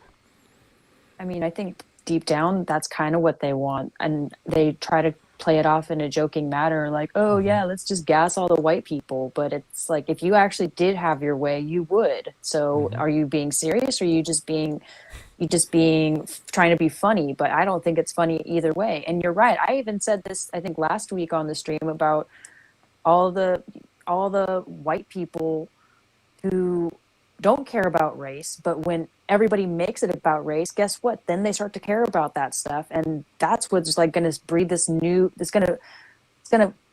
breed of like white supremacists are going to come out and just take control of everything. It's a scary thing what is going to be happening in the future if this kind of behavior keeps going on. Let's see. Prudent Patriot in the chat. Speaking of white supremacists, I'm just kidding, buddy. MA says, Jeremy, are you surprised by this? No, I'm actually. This is expected. I'm expecting the anti-white hatred to ramp up and become more open, become more fluent, become part of mainstream Hollywood culture, become a part of our institutions. And I saw this coming back in, 2016, probably, 2015, 2016. I saw this coming. I knew that the anti-white racism, which I'm not even going to call it that. Side note, we got to have a conversation about what we want to label this thing, because I've decided that I don't like anti-white racism because it's too vague. Racism could mean anything. I'm settling, at least temporarily, on anti-white hatred because that's very specific. You know, racism used to mean you hate people. They diluted that. It doesn't mean you hate somebody anymore. And I want to make sure we're specific about what they're saying here. They hate white people. So I'm not going to use a word to describe it. I'm not using any euphemisms. I'm just saying exactly what's happening, which is that they hate white people. So I'm going to call it anti-white hatred until I can rationalize a better way to publicize this idea.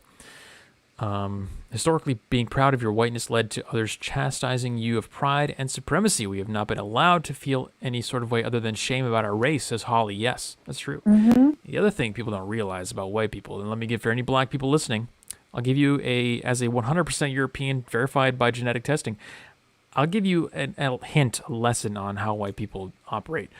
I do identify as black, but sometimes, I can reference my history. They are very patient.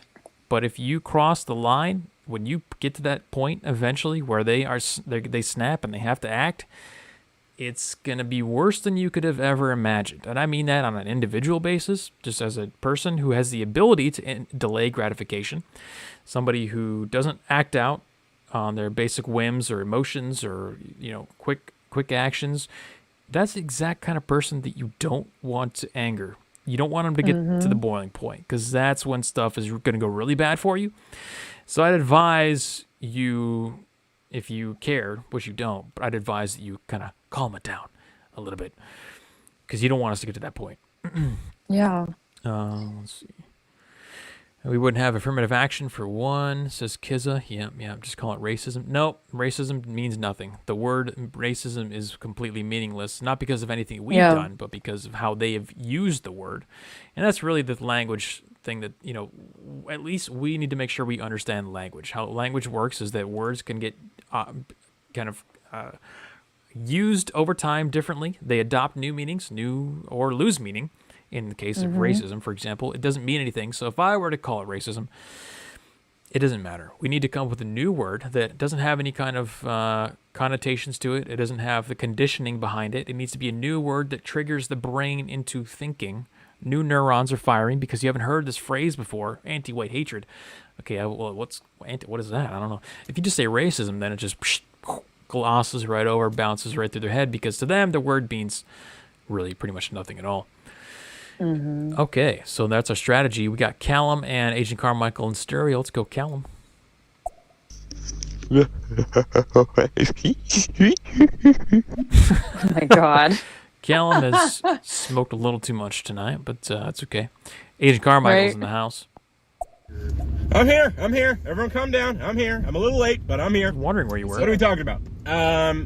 Did you guys hear that story about the Salvation Army that was asking people to repent for their whiteness? I thought that was funny. Oh my God, I did hear about that. And the worst part about that is I was at a store that day and I was about to drop some money in the thing, but the guy looked kind of shady. So I was like, I don't know if this guy's going to scoop some off the top at the end of the day. I'll wait for the next Salvation Army bucket I see and I'll drop some cash in there, right? And then I come home. Was it a black Santa? No, it was a white guy. He was tatted up. So I was like, that was, being a little racist against white people right there, maybe profiling him a bit. He looked like an ex-con. Anyway, the point is... Most of the time they are. The point is, I saw that, I went home, and then I saw this article of what Carmichael said that Salvation Army says we need to repent for our whiteness or something like that. And then I decided that I'm never going to be donating to the Salvation Army again. And this is the banality of evil, wherein... my dollars that I put in there are supposed to go help children, right? Children and families. Children and families that need help. Now, because of this one selfish white person who could not help themselves from interjecting with their own personal beliefs into the business and calling out white people, because of her or their, I'm assuming her because obvious reasons, actions, now those families and those children who were going to get the help from me are not going to get the help from me. She is harming these families, those kids, with the words that she said about how we need to, be apologetic for our whiteness. That's how this thing really works, okay? Because she thinks she's coming out and just saying something. In reality, the end result, cause and effect, which people don't like to talk about anymore, cause and effect, it's just too hard for people these days, is that the kids are going to suffer. The families are going to suffer. And in a way, in my eyes anyway, that's basically evil. When you're putting your own personal inability to delay gratification. Like, you can't wait to just call people out for their white privilege or whatever. And now families and kids are going to suffer for it. I don't know how else to classify that. Yeah, it's just ridiculous because Salvation Army was started to help ex-cons, drug addicts, families in need, and now they're putting this social justice warrior garbage in the mix. And it's like, you guys have already dedicated so much of your organization into helping people. Why are you doing this to kind of backpedal on everything that you've done? Your organization has already done so much. You don't need to apologize for your whiteness. It's ridiculous. I'm going to pull up an article and see if we can get some more details on that as we go through the next stereo here, so we're not talking out of our anuses. Paul? I haven't devoted specific time and energy into answering a question and observation that I've had, is that, broadly speaking, the left seems to treat violence as something analog, infinitely scalable and variable. A sliding scale that can be any real number. And the right, broadly, treats violence as binary. It is either you're either on fire or you're unsafe, and that's the right, broadly. And the left, broadly, seems to have a more flexible view of violence, and that's a time bomb, because one side will push things infinitely until they're like, I never asked for this. It's like, you asked for this every step of the way. You just crossed a Rubicon. Hope it doesn't happen. That's an excellent way to describe what I was talking about. So it is binary for civilized people, because once it's on, it's on. There's not like microaggression and then a mean look and then charging you a little extra or whatever levels of violence that they claim. Using the wrong pronouns is on their scale of violence, right? It's either all in or all out. Don't get us to the point to where we switch that binary over to all on, because then it's all on. So yeah, that's a great way to explain it. Let's see. So I got an article here from Fox 1 Online. And let's see exactly what happened here. From Green Bay, the Salvation Army is facing scrutiny. A resource guide designated by the organization's International Social Justice Commission. Oh, okay. I'm already out. First sentence. Yeah. The organization's International Social Justice Commission. Jesus. Okay, it's reportedly said to be asking white donors to offer a sincere apology for their racism. Salvation Army recently released a statement defending its internal racism guide, quote, "Let's talk about racism," put out in April. In the guide, the organization discourages colorblindness and encourages staff members to apologize for being white. So they're encouraging their staff members to apologize for being white. Okay, interesting. And they're asking white donors to offer a sincere apology for the racism. Yeah, this is okay, so I don't feel too bad for withholding my donation to them. I'll look into a little bit more. I'm still open to the idea that I'm misinterpreting something here, but this sounds pretty freaking awful. And I liked to give money to the Salvation Army. I always used to. But now it's like, not if I'm apologizing for my whiteness. Right. Not if the money I give them goes towards apologizing for your skin color, which you have no control over. That's just, oh God. Let's see here. A couple more stereos came in. We got Holly. This all began many, many moons ago. The first, target of this anti-whiteism was, of course, the middle-aged white man. Then it evolved to just white men in general. Then it kind of moved over to white women. That's where the Karen came from. Yep. Which in the beginning was kind of hilarious, but now it's just used as an anti-white woman slur. Then now it's moved on to white gay men and white lesbians, and it's trickling down. So let's just call it what it is. Even black people that aren't black enough. Also that. Don't forget, if you're black and you have any kind of the same ideas, which is funny that you mentioned that, because this is something I wanted to bring up about that chart about the racial identity statistics. There was, I think 75% of blacks said the race was part of their central identity. Let me pull it up. Yeah, 74%. So the other 26% that don't think race is central to their identity, they are constantly pressured by the 74% to see everybody else as a villain, to see the white people as villains, to see society as villains. If they don't think that they're villains, well, then that 26% may as well just be white. They would say that those black people are not white. So it's extended to, simply ideologically speaking, if a black person doesn't behave and believe the monolith like every other 74% of the racially identity charged black people, then they are white too. If you don't believe everything they believe, they're white.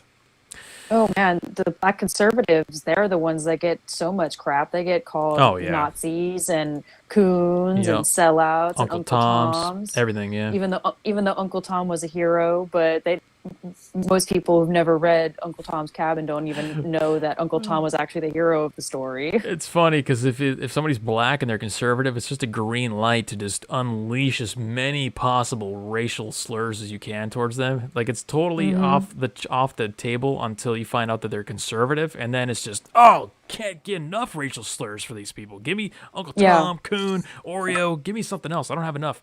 You know, it's really pathetic. Let's go to Agent Carmichael. I know the left likes to say that the right is using this phrase for their own agenda, but it really hits home with me, Martin Luther King's sentiment, when he said, I wish for a day when we judge people not by the color of their skin, but by the content of their character. I mean, no statement could ever ring truer. I mean, that is a perfect statement in any way. If we lived our life where we judged people based on their actions and their conduct and not by the color of their skin, I mean, we would be living in a much better world. Ideally, that would be our situation. Unfortunately, it is not. And if you guys want to see kind of a direction of where things are going to go, we'll end off the racism segment here with a quote from the brand new, newly crowned CEO of one of the most powerful social media platforms on planet Earth, Twitter. His name is Parag Agrawal. You guys might have seen this floating around on the internet, but this is a little tweet from old Parag from 11 years ago.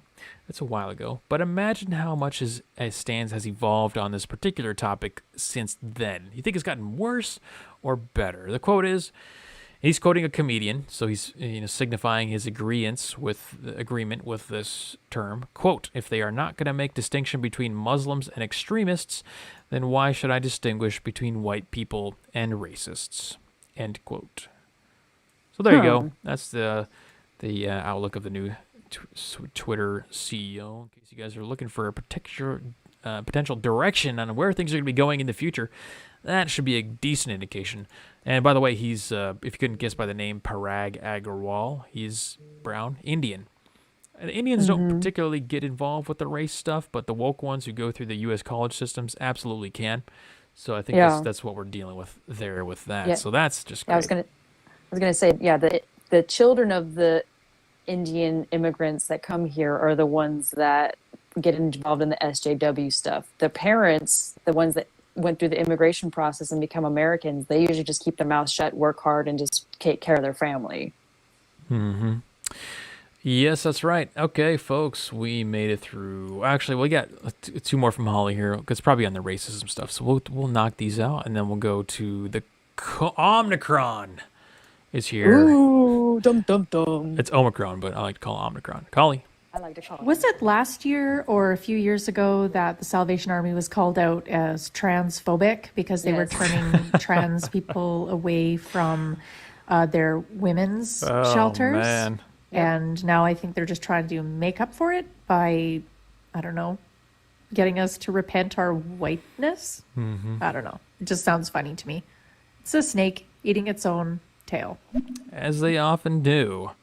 You are correct on that, Holly. I remember that story from a few years, and of course, because being the lesbian of the bunch, I have to be inundated with information about transphobia, even though I'm not trans. But they were transphobic because they didn't want trans women in the women's shelter for safety reasons, and also because there are children that live in the women's shelter, and they just didn't want somebody who could potentially do harm to the women and children being in the shelter. But they can't deny, they have to deny biological reality, the fact that a trans woman isn't actually a biological woman, and just let the biological man roam through the shelter and possibly do harm to the people in that shelter. She's got one more follow-up here, then we're going to Omicron. Guys, you all have to remember too that this is from the group of people that have touted the fact that race is a cultural byproduct. It's a systemic thing, and it's something that's not real. It's put on to us by society. So I don't understand why this is a big deal now, because if it's just a societal issue and a systemic thing, then race doesn't exist, but it does. I don't know. I'm confused. Yes, you're confused for good reason, because that's one of the most interesting and fun kind of clashes between reality and their beliefs that they're going to have to reconcile at some point, because race is a social identity, as a social construct, and then race is everything we care about, despite the fact that it's not actually real. Eventually, those are going to collide, and we may be witnessing the slow motion crash of that happening right now. And I can only hope the outcome is total and complete annihilation of the subject. It's time for the COVID segment of the night. You guys ready for COVID? You guys ready to get infected? I'm ready. Let's do it. We got the new Omicron version. Personally, I like the name Omicron. It's pretty cool. But we got our first case in California, of course. Why not? Hell yeah! Woohoo! And they're bragging because they're like, oh, of course we found it because we have all these measures in place. We're so prepared. Anyway, that's not the point. The point is, why are there so many questions surrounding the Omicron COVID-19 variant? That's right. You guys heard the narrative on this so far? What has the narrative been so far? We don't know. What is about it? Is it going to be deadly? I don't know. Don't panic. It's cause for alarm, but it's not cause for panic. Is it more deadly? Is it going to spread faster? Is it going to kill white people? Is it going to kill black people? Is it going to kill children? We don't know.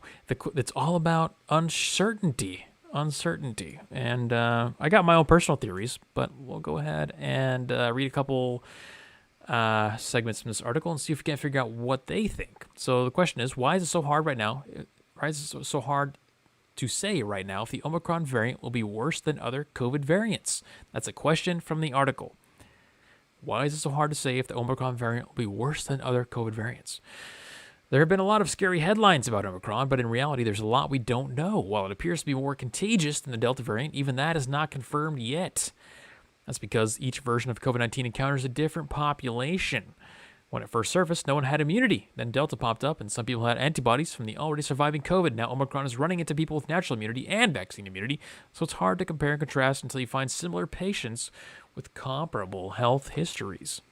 So they go on to say that the initial reports were less severe. Cause for concern, oh, God. Not a cause for panic. Where's Biden? That was the message from the president tonight, just hours after the World Health Organization.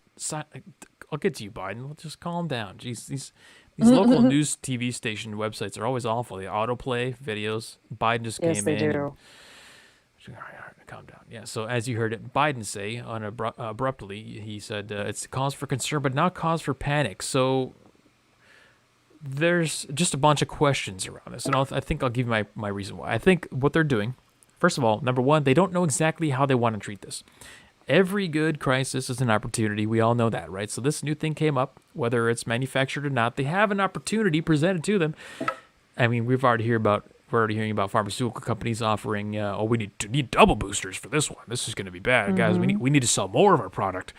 Coincidentally, not less. The corporations are coincidentally saying that we need to sell more of their product. Okay, well, obviously we can see an incentive there. But this represents, they have it's like a wild card. When you play, what's that game? Uno, you get the wild card. You can use it however you want.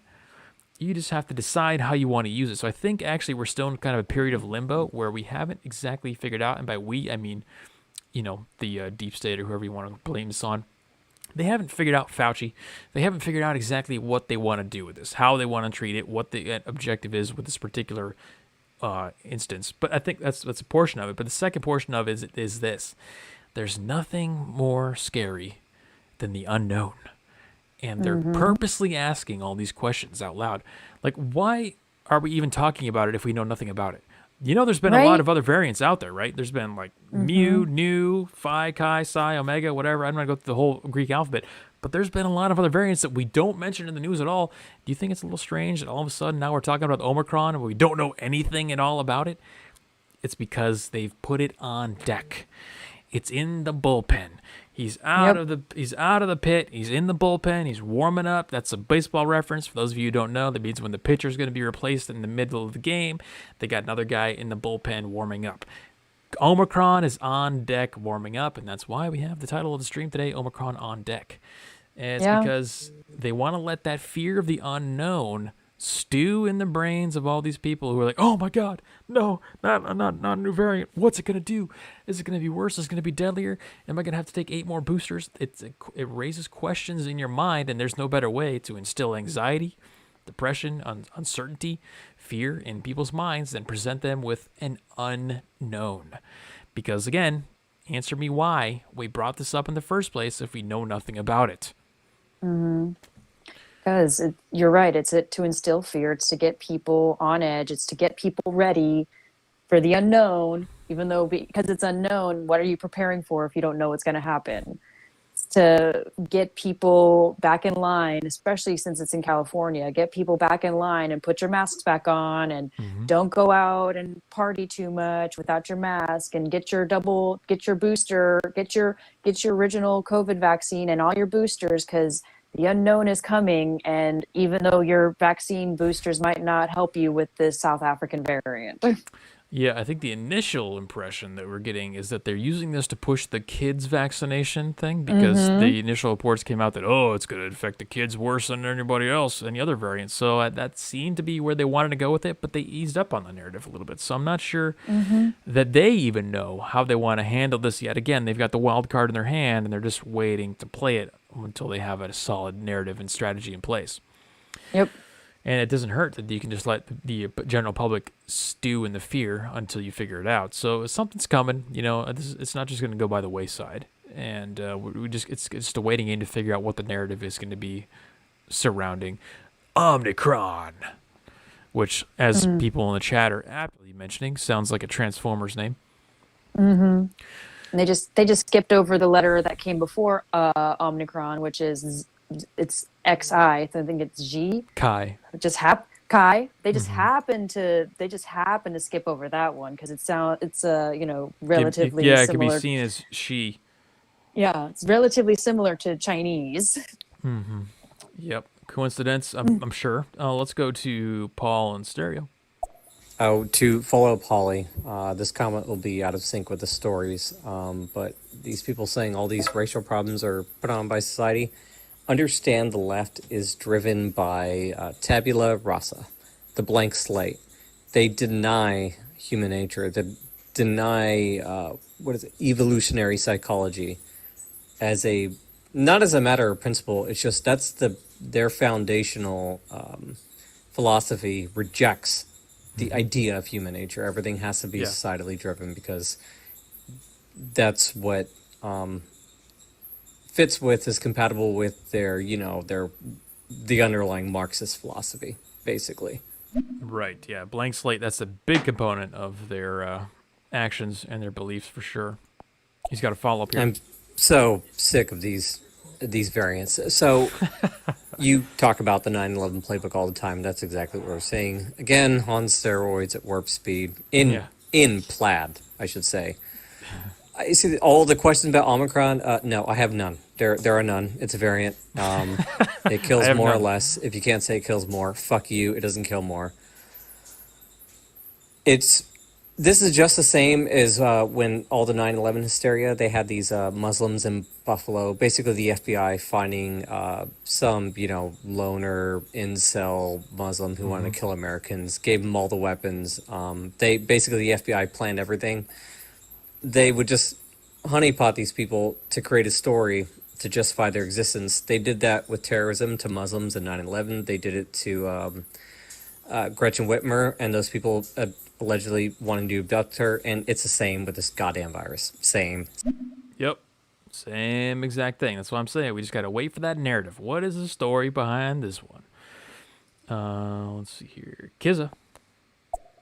As for Omicron, which is technically an anagram for moronic, a good friend of mine, Spoon, who is from South Africa, please do check his channel out. He is great and he has a great voice. Should definitely do some ASMR work. I spoke with him before when I first heard about this, and he straight up said, look, the entire thing is completely blown out of proportion. It is so damn mild and so weak, it's not even funny. But you're never going to see that from the media because they are so invested with sensationalism and fear porn. If only the public finally grew a brain and decided to disregard these media companies, regard them as complete and utter, regressive, fake news propaganding, swirling machines for the establishment. Swirling machines. Yeah, see, the problem is that we need to understand that not all people are capable of doing that. There is a certain level of intelligence required in order to realize what's actually happening with the media companies and stuff like that. And the majority of the population, remember bell curve, goes like that, the majority of the population are simply not capable. So we need to adjust our strategy accordingly, okay? But otherwise, yeah, I agree with you 100%. Let's go. We got a guy named Dim in stereo. Let's see what he's got to say. Dim. All I'm going to say about the topic that you guys are talking about is that this is a very old play from a very old playbook that the United States government likes to revert back to whenever they want to twist perception and get people to do what they want to do. Absolutely. The fear of the unknown that surrounds this new variant of COVID is very similar to the fear of the unknown that was spread by the media and the government in the days after 9/11. When everybody thought that terrorists could be living next door. Terrorists could be using drones to drop dirty bombs. Terrorists are using pigeons to carry bombs around the city. Do you remember all these ridiculous stories that came out? It's all to instill fear in the population, basically. Because your government understands that when its populace is in fear of the unknown, they'll do exactly what they want them to do. Exactly. Damn. I mean, I couldn't have explained it any better I mean, aside from the fact that I have explained that multiple times in the stream. I mean, this guy would like to stream. We refer to that as the 9/11 playbook here. And we've documented multiple instances of them utilizing this over the last year and a half or so. And he's got a follow-up here. I mean, now that I think of it, they used the playbook when going after Saddam Hussein. You remember those supposed weapons of mass destruction that they could never find? And how they scared the American people into voting for a war that America shouldn't have never gotten involved in the first place? Of course. Yep. Aptly put, sir. It's been so long. I do remember the pigeons one now, actually. I can vaguely remember the pigeons thing. There were so many weird things happening going on. So many lies they were trying to tell us back then. Fascinating to look back, and I'm sure even more fascinating as they look back on COVID and how that was handled in society. Because, man, talk about a history book. That's going to be a good book. Speaking of COVID, we got another big story we need to talk about with this, and we'll wrap it up on this one because this one is, I mean, it just sums up everything about the left perfectly. Because we will go to great lengths to pump fear. We'll go to great lengths to, address whatever the problem is that we see immediately right in front of our faces, right? This is what we talk about all the time, the inability to delay gratification, no attention span, just the inability to look into the future, just the immediacy. Everything is about right now, short-term thinking. And one of the biggest catastrophes, I like this word, it's the only way we can really describe this, what's happening and what will happen surrounding COVID is the things that we foregone to react to COVID. When we locked down, we destroyed the economy, we destroyed small businesses, we destroyed, education, we destroyed so many things, and one of those is healthcare. Over in England, the NHS is dealing with up to a potential 740,000 cancer cases, potential cancer cases, missed by general practitioners during the pandemic. This is from metro.co.uk. So they have national health care over there, and the way this works is that, okay, well, I mean, I don't know how it works, but the way that I understand it works, auto-playing again. Said I'll double down on a few of the Jesus. The way that this, the CBS 10 site that had started auto-playing again, for no reason, I didn't even have the tab open.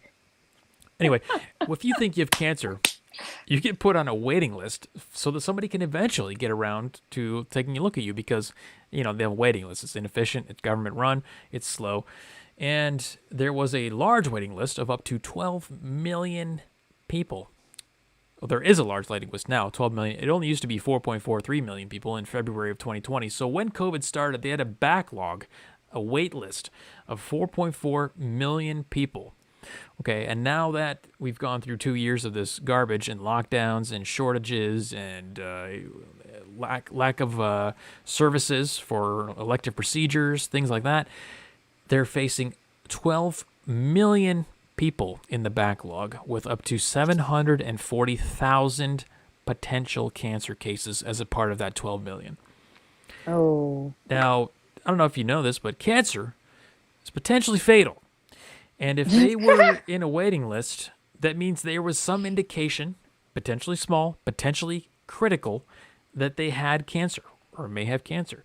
So we're looking at up to 740,000 people just off in the NHS that could be facing death or somewhat, serious consequences because of the fact that we eliminated those services during the COVID lockdown. And we were treating people for a cold instead of things that had I don't know, what's an average cancer death rate? Looks like if you have, pancreatic cancer, well, I think that's one of the worst ones. That's probably like a 70% death rate or something like that. But the point is, that's a much higher death rate than COVID. So somebody who has like 40, 30, 20, 15% even a 15% death rate cancer is 15 times more deadly than COVID, and we were not treating those people.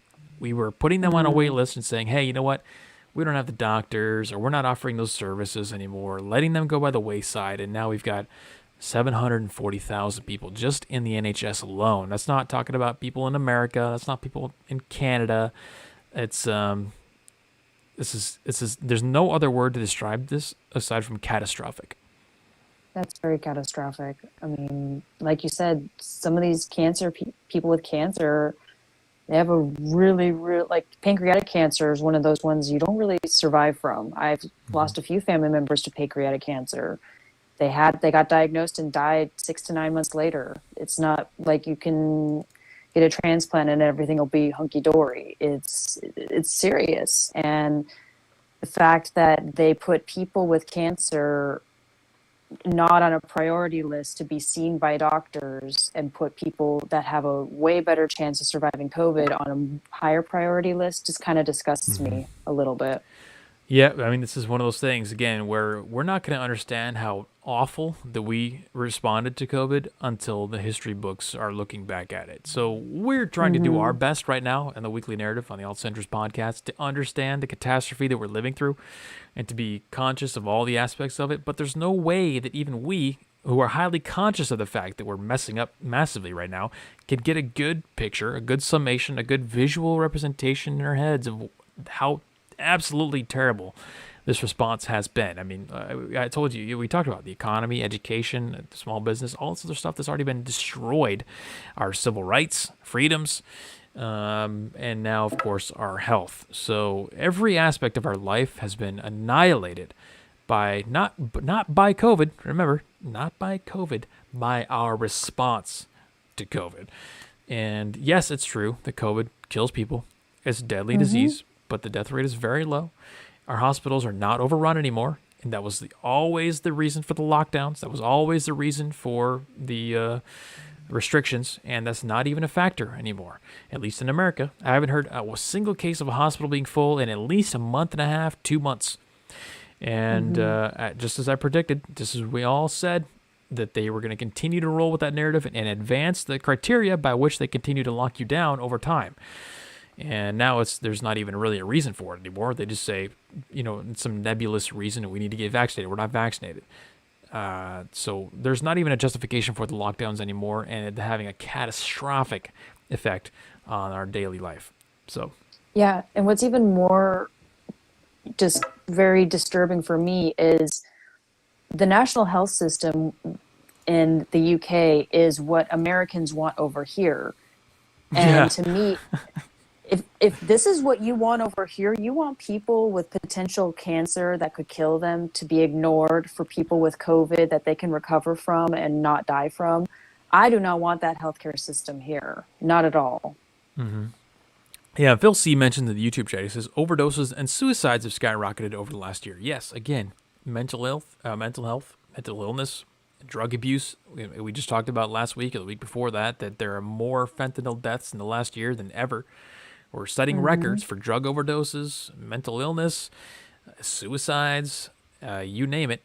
So you're absolutely correct on that one. But again, when we look at how we're grading our response, if we were to score our COVID response, none of that is even being taken into account. That's the problem. That's all I want. I'm not. Here's how I can reconcile with the pro-vaccine people, the pro-lockdown people. This is our common ground. We can reconcile and agree on this right now, right here, and you can use this on your friends, family. Just say that I agree to whatever we decide based on a scoring or grading criteria that includes everything holistically: economy, mental health, physical health, education. Impacts across the board that our response is affecting. If we can grade all that and put it into a score, absolutely, I am on board with whatever we decide is the outcome of that. But if our only grading criteria is how many people are vaccinated, then that is not a good criteria for us to judge this performance based off of. So that's the common ground. I will 100% agree to any outcomes we base off of a holistic grading criteria, which includes healthcare outcomes, economic, education, et cetera, et cetera. Let's see. Kizza says we're going to laugh at his stereo comments. So let's go ahead and start getting through these. We had like 10 come in just in that segment right there. So we'll start off with Paul. I wanna know more about the pigeons. I want to know if I forgot about that. But does anyone else remember? I have to ask about these gargantuan, elaborate, and I'm talking like 30, 40 subterranean super complexes under the Hindu Kush. Does anyone remember seeing those stories and these pictures of these super underground fortresses that our government said existed? If I could just go back then and just slap my 19-year-old self. Oh, yes. I remember. Yeah, I know exactly what you're talking about. I remember seeing diagrams, graphics of. They had we're hunting for Osama bin Laden. Where could he be? Like it's where's Waldo or something like that. And they had these diagrams of the mountains. And they showed all these tunnels and complexes. Like, this is the room where their nuclear generator is. This is where they store all their rockets and explosives. This is their underground, training facility. This is, all these underground giant, fortresses, like you said, that we never even found. As far as I'm aware, they never actually existed. But I do vividly remember seeing those diagrams and trying for them to convince us that they had these vast underground fortresses. That was hilarious. Let's see, Holly. You guys skipped over the best story about the Decepticon variant. The chair of the South African Medical Association, when she was chastising the UK and the European Union on their blatant overreaction on a variant that they discovered, I think it was in the summertime. And basically they're seeing that it was extremely mild. The cases came with some tiredness, mild headache, none of the usual coronavirus symptoms, and just totally raking over the coals the European Union and the UK for being such idiots about essentially the flu. Yes, yeah. Thank you for bringing that up. I did want to talk about that. So yeah, the people who discovered it, who were the first ones to see it happening in action, the ones who were seeing it happen and evolve in South Africa, said it's really nothing at all. And I want to bring up a good point that MA said in chat, and because I was talking about how history is going to record this, and I agree with 100% with this statement. She says, I lost the comment, but basically as if the history books will tell the truth. Yeah, that's true. History books will not tell the truth. History that we see with video recordings from 30 seconds ago, people can't even determine the truth from that. So I would agree 100%. It's unfortunate, but in an ideal world, we'd have historians that could document this kind of stuff, and we will not have that. there is no such thing as history, folks. That's one of the craziest realizations that I've come to in my adult life, is that history is not real. There is no such thing as history. There's something that somebody wrote, and it could be true, it could be false. No way to verify, no way to validate. You never know. It's going to leave out a lot of things. It's going to twist a lot of things. History doesn't actually really exist. Holly, again.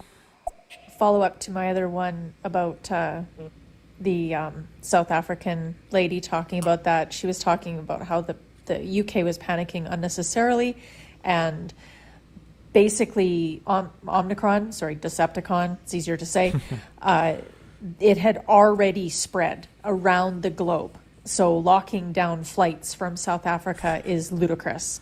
And cutting out South Africa from the global economy because of this narrative that's being touted right now is completely out of left field. It shouldn't even be done because, of course, she said that it's already in your country, most definitely, because it's been in the system now globally for months.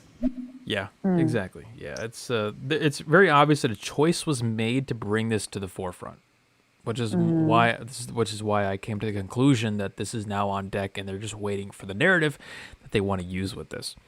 Because again, there's many other variants that we don't talk about because we either didn't know anything about them or they weren't serious enough. So again, the question I have is, why are we talking about this and we don't know if it's even going to be a threat?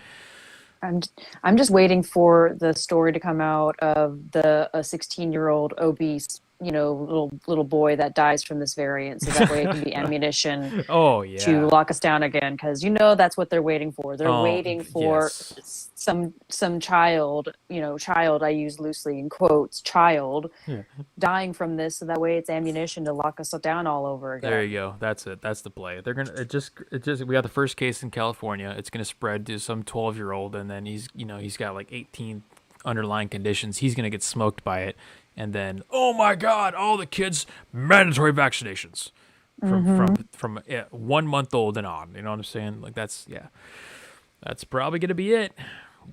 Let's go, Paul. This last story, all these missed cancer cases, and it's probably applies to, there just, I bet, is not yet data or study for cardiovascular and the other diseases that every year are the top three.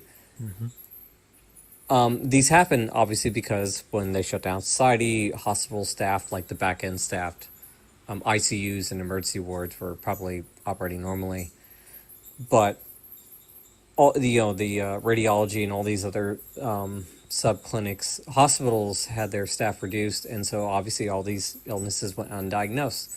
2019 to 2020, there were more year over year deaths, and again from 2020 to 2021, and it could just simply be missing a signal for, well, the medical capacity of the country was throttled, and therefore more people are dying because they got taken by a irreversible. Yeah, exactly. And I actually had an article on deck for that shows that we have like thousands and thousands of excess deaths that are non-COVID deaths this year over last year.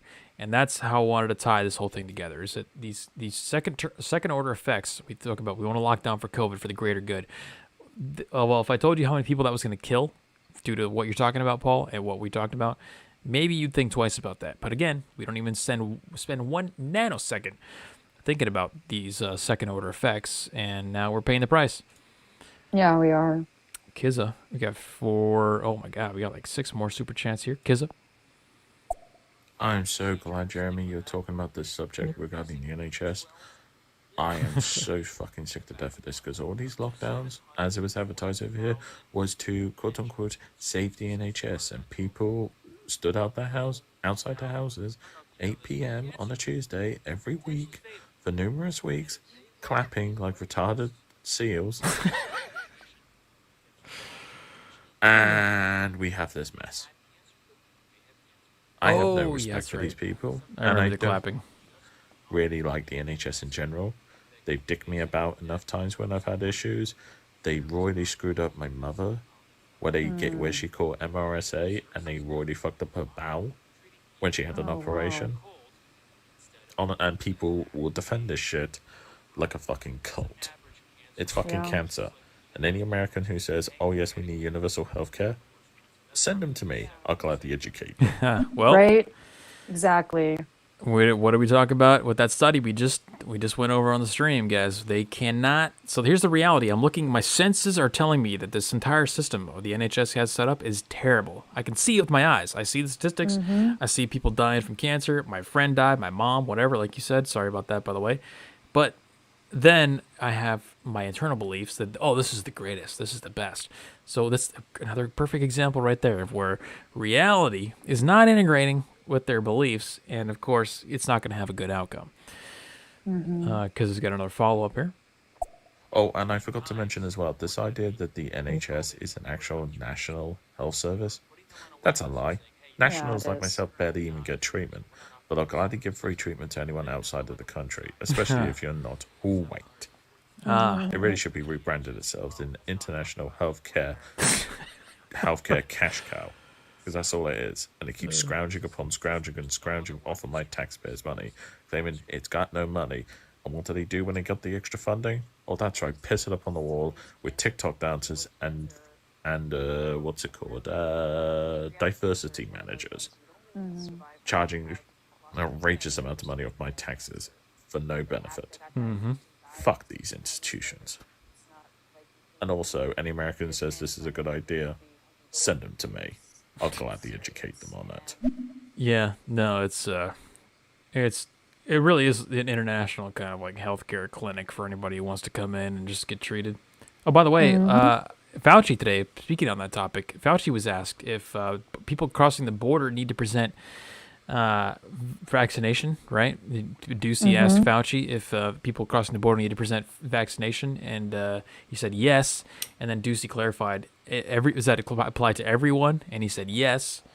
And then Ducey said, so what about the people coming illegally across the border? Fauci said, well, that's a different story. Oh, America is dead. Okay, let's go dim. Get a transplant. And therein lies one of the many reasons why the government has to continue to run with the narrative surrounding COVID and its deadliness.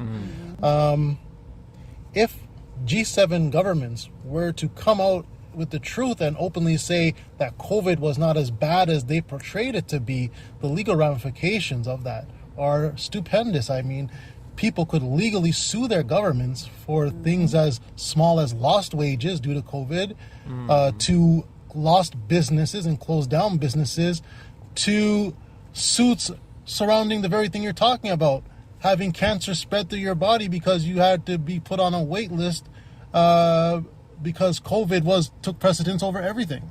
Yep. So, yeah, the people would bankrupt their nations. Speaking of litigation and trying to avoid litigation, I've got an update for you on the FDA request. Remember we talked last week about how the FDA requested 55 years to release the information for the emergency use authorization? Yep. You guys remember that?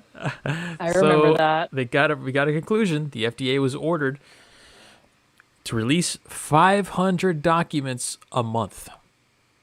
Oh, okay. Well, that's progress, but Is it? It sounds like that's why I hesitated. That's why I waited, because it sounds good. It sounds like progress. But when you consider that they have 360,000 documents related to this, oh, okay. Well, that's just a needle in the haystack. you do the math, it actually comes out to more than 55 years. So in 60 years, we're going to have all the information public regarding the emergency use authorization and the data that the FDA used to come to the allowance of an emergency use authorization. So there's your update on that. That is the government efficiency at work right there for you guys. Just transparent, no lawsuits, nothing. It's definitely going to come out of that. By the time Woohoo, Freedom of Information Act is working. yeah, oh yeah, we're so free. Yeah. And we're free for information. Just 500 pages a month. That's all you get. I Cutting could- you off at 500. I could see the commercials in 61 years. They're going to come on the virtual VR headset, and some guy's going to pop up in your virtual reality world as you're just sitting there drooling, and he's going to say, "Hey, were you or a loved one victimized by the COVID-19 vaccine 60 years ago, call J&J Law Firm. We'll help you out. We got a class action lawsuit. You know what I'm saying? Like, that's 61 years is all it's going to take until you start seeing the, were you a loved one affected by mesothelioma? Those commercials, Yeah. you know? Did you or someone you know get myocarditis due to the COVID vaccine? Exactly. You may be entitled to some restitution for the injuries that you've sustained. Call Alan B. Watson and attorneys at law. 61 years, guys. We'll all be in a class action lawsuit together, okay? Not me, because I'm not taking it. Yeah, and Paul asked the appropriate question in chat. He says, what 500 documents? And that's the thing. I'm pretty sure they could just release whatever they want, any 500 documents out of the 360,000 over the next 60 months. So, yeah, and is the one of the pages of the 500 going to have like a few words on it, and then the next page is going to have a few words on it? You know how like when you get your phone, bill, it'll be like 6 pages, but 4 of the pages have like nothing on them. Oh, absolutely. It's 360,000 documents. That means like every single email, every single memo, every single, the stupid. So some guy who's like, hey guys, you want to meet up for a company party at Pizza Hut tomorrow at noon? That's a document that they're going to release, and that's going to be like, oh yeah, this is great. It helps us come to an emergency youth authorization, just no problem. So they're definitely they have the opportunity to stall out now with that order, because they can save all the good stuff. I'm sure you could find the juiciest 500 pages and just put it at the bottom of the stack, and when it gets to 60 years from now, that's the last one you hand in, and by then everyone's already made millions. We forgot about COVID anyway, because we're on some nanobot virus that's eating the entire planet or something like that. We won't even care. Or even better, people in our age bracket in 60 years are going to be close to death, and we won't care about this anyways. So that's what they're really banking on. Yep, that's it. So great stuff there. Let's go to Holly. And I would like to interject my final stereo of the night, a Canadian update for my American friends. Vancouver is still locked down. There is slight movement into the lower mainland, but the best part of it, being an Albertan and being hated by Vancouver for so many decades, we had to shut down the Trans Mountain because the potential damage. Of course, we want to be safe, want to make sure that it doesn't leak, right? It's a big pipeline. It's a major pipeline. So anyhow, this is the pipeline that BC has been screeching about for years to shut down because it's evil, very bad, dirty Alberta oil going out to the coast. Well, guess what Vancouver is suffering right now? A gas shortage and gas rationing. And their prices there have skyrocketed. People are panicking. So it's been fun to watch this from Berta.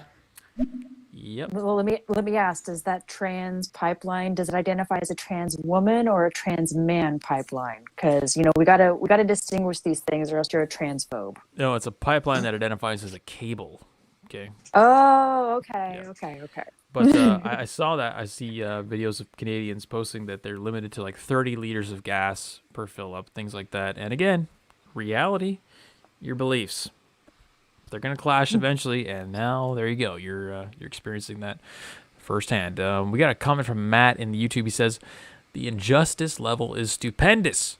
The freedom of speech has been circumvented. The avenues of recourse gone. I'm afraid the justice system is all but blown. And I would agree with you 100%, Matt, which is exactly why we are forming our own parallel societies, or at least advocating for it. I'm doing it. I'm going to buy some land, start my own community, get off the grid, generate my own electricity, grow my own food. Not in a bohemian, dirty, hippie way, but in a real technological, comfortable way. At least as much as possible. Kizza in stereo. I also forgot to mention as well, I remember Carl Kalinske talking about universal healthcare and how it's amazing, and he was slagging off the US system because 50,000 people died to cancer. Yeah, the United Kingdom in that same year, 18,000 people died to cancer. But the UK has around 20% of the US's population. So per capita, so around 90,000 people would have died of cancer in the UK if they had the same population as the United States. So if you were to do the maths, almost by a factor of 2 to 1, the United States will treat you with cancer compared to the United Kingdom with their universal health care.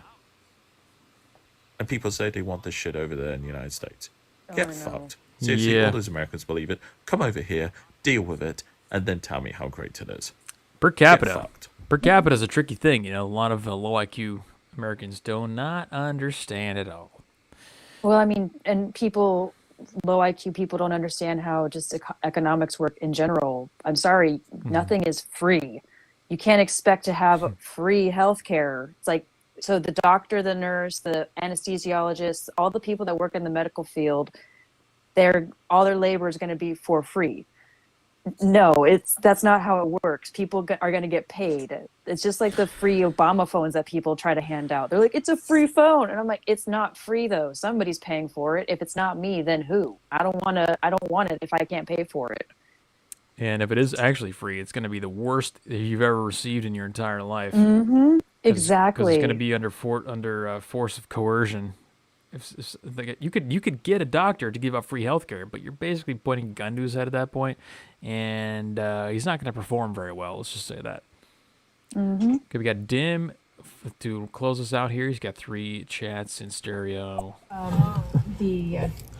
Come on, we all know that those diagrams of the underground cities in Afghanistan built by Osama bin Laden and Al-Qaeda were only an issue, or were only created because the military would rather fabricate a story than to admit that with all of the billions of dollars spent and all the technology utilized, they couldn't find one man hiding in the mountains. Right. What an embarrassment. It is. It really is, dude. Yeah.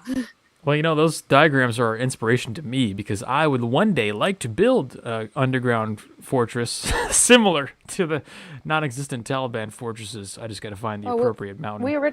We already have deep underground military bases here in the United States. It's just they're very, very secret. Mm-hmm. The dumbs. Okay, he's got 2 more here. Yeah, but let's put it this way. Even if they were to release every single document, only a handful of people are actually going to read through every single document and come to a conclusion. And for those that come to a conclusion that casts shade upon the government and its response to COVID, well, the government will just spend money in a campaign to label these people conspiracy theorists and quack jobs, so nobody would believe them anyways, even if everything coming out of their mouth was 100% the truth from released documents that they actually read and studied. Yep. So there's no win at the end of this. No, it's not. Yeah. The only way to win is to just separate yourself from the madness and do your own thing. That's the best way to win. Not to play. That's the only way to win. Yep. Best. Yeah, it's true. The best way to win a game like this, especially when it comes to idiots, when you're surrounded by idiots, is to just not play, go do your own thing, make your own farm, raise your children, and, just be separate from these idiots. All right, you got 1 more here. Because, we got to... This is a response to the previous speaker that was talking about the west coast of Canada, Alberta, and Vancouver. Well, I'm out here on the east coast in Toronto, and I can tell you that although there are some lockdown procedures, for the most part, you can go and do whatever you want, as long as you show proof of that double vaccination. For that being said, we have no gas shortage over here. We're good. Hell yeah. I mean, gas has dropped 15 cents in the last 2 days per liter. So I'm glad we're not going through a rationing. Oh my gosh. The purge would begin in Toronto if there was fuel rationing. Believe me. Hell yeah. Not yet. Not yet. Yeah. If you guys like the content of today's show, which I hope you did, you guys can find us here every Wednesday, 7 p.m. PST, youtube.com/Weekly Narrative. We're on stereo. You can follow me on there at Weekly Narrative. Make sure you give me a follow every Wednesday, 7 p.m. PST. That's Pacific time, guys. Right? So you can also listen to the podcast if you want the pre-recorded version. You can find it on all podcast platforms under the name The Alt Centrist. That's on iTunes. Sorry, go ahead. Yeah, and the alt centrist has a hyphen in it, because if you don't put the hyphen, it's going to lead you to all different kinds of stuff. There's a hyphen in the alt centrist. Boom, there you go. And yeah, that's it, guys. We hope you enjoyed the show. I don't know. Just work on your chat immunity. get ready. I'm gonna be building up a studio. That's gonna be awesome. So I don't know if I'll be in the next. I think the next show. Yeah, the next show will be at the new studio. So I look forward to showing you guys that. It's gonna be great. We're making giant leaps forward, folks. I appreciate you all being here. Get the likes up on the video, all that good stuff, and we'll catch you next week, right here. Yep. See you guys next week. A lot of love from California.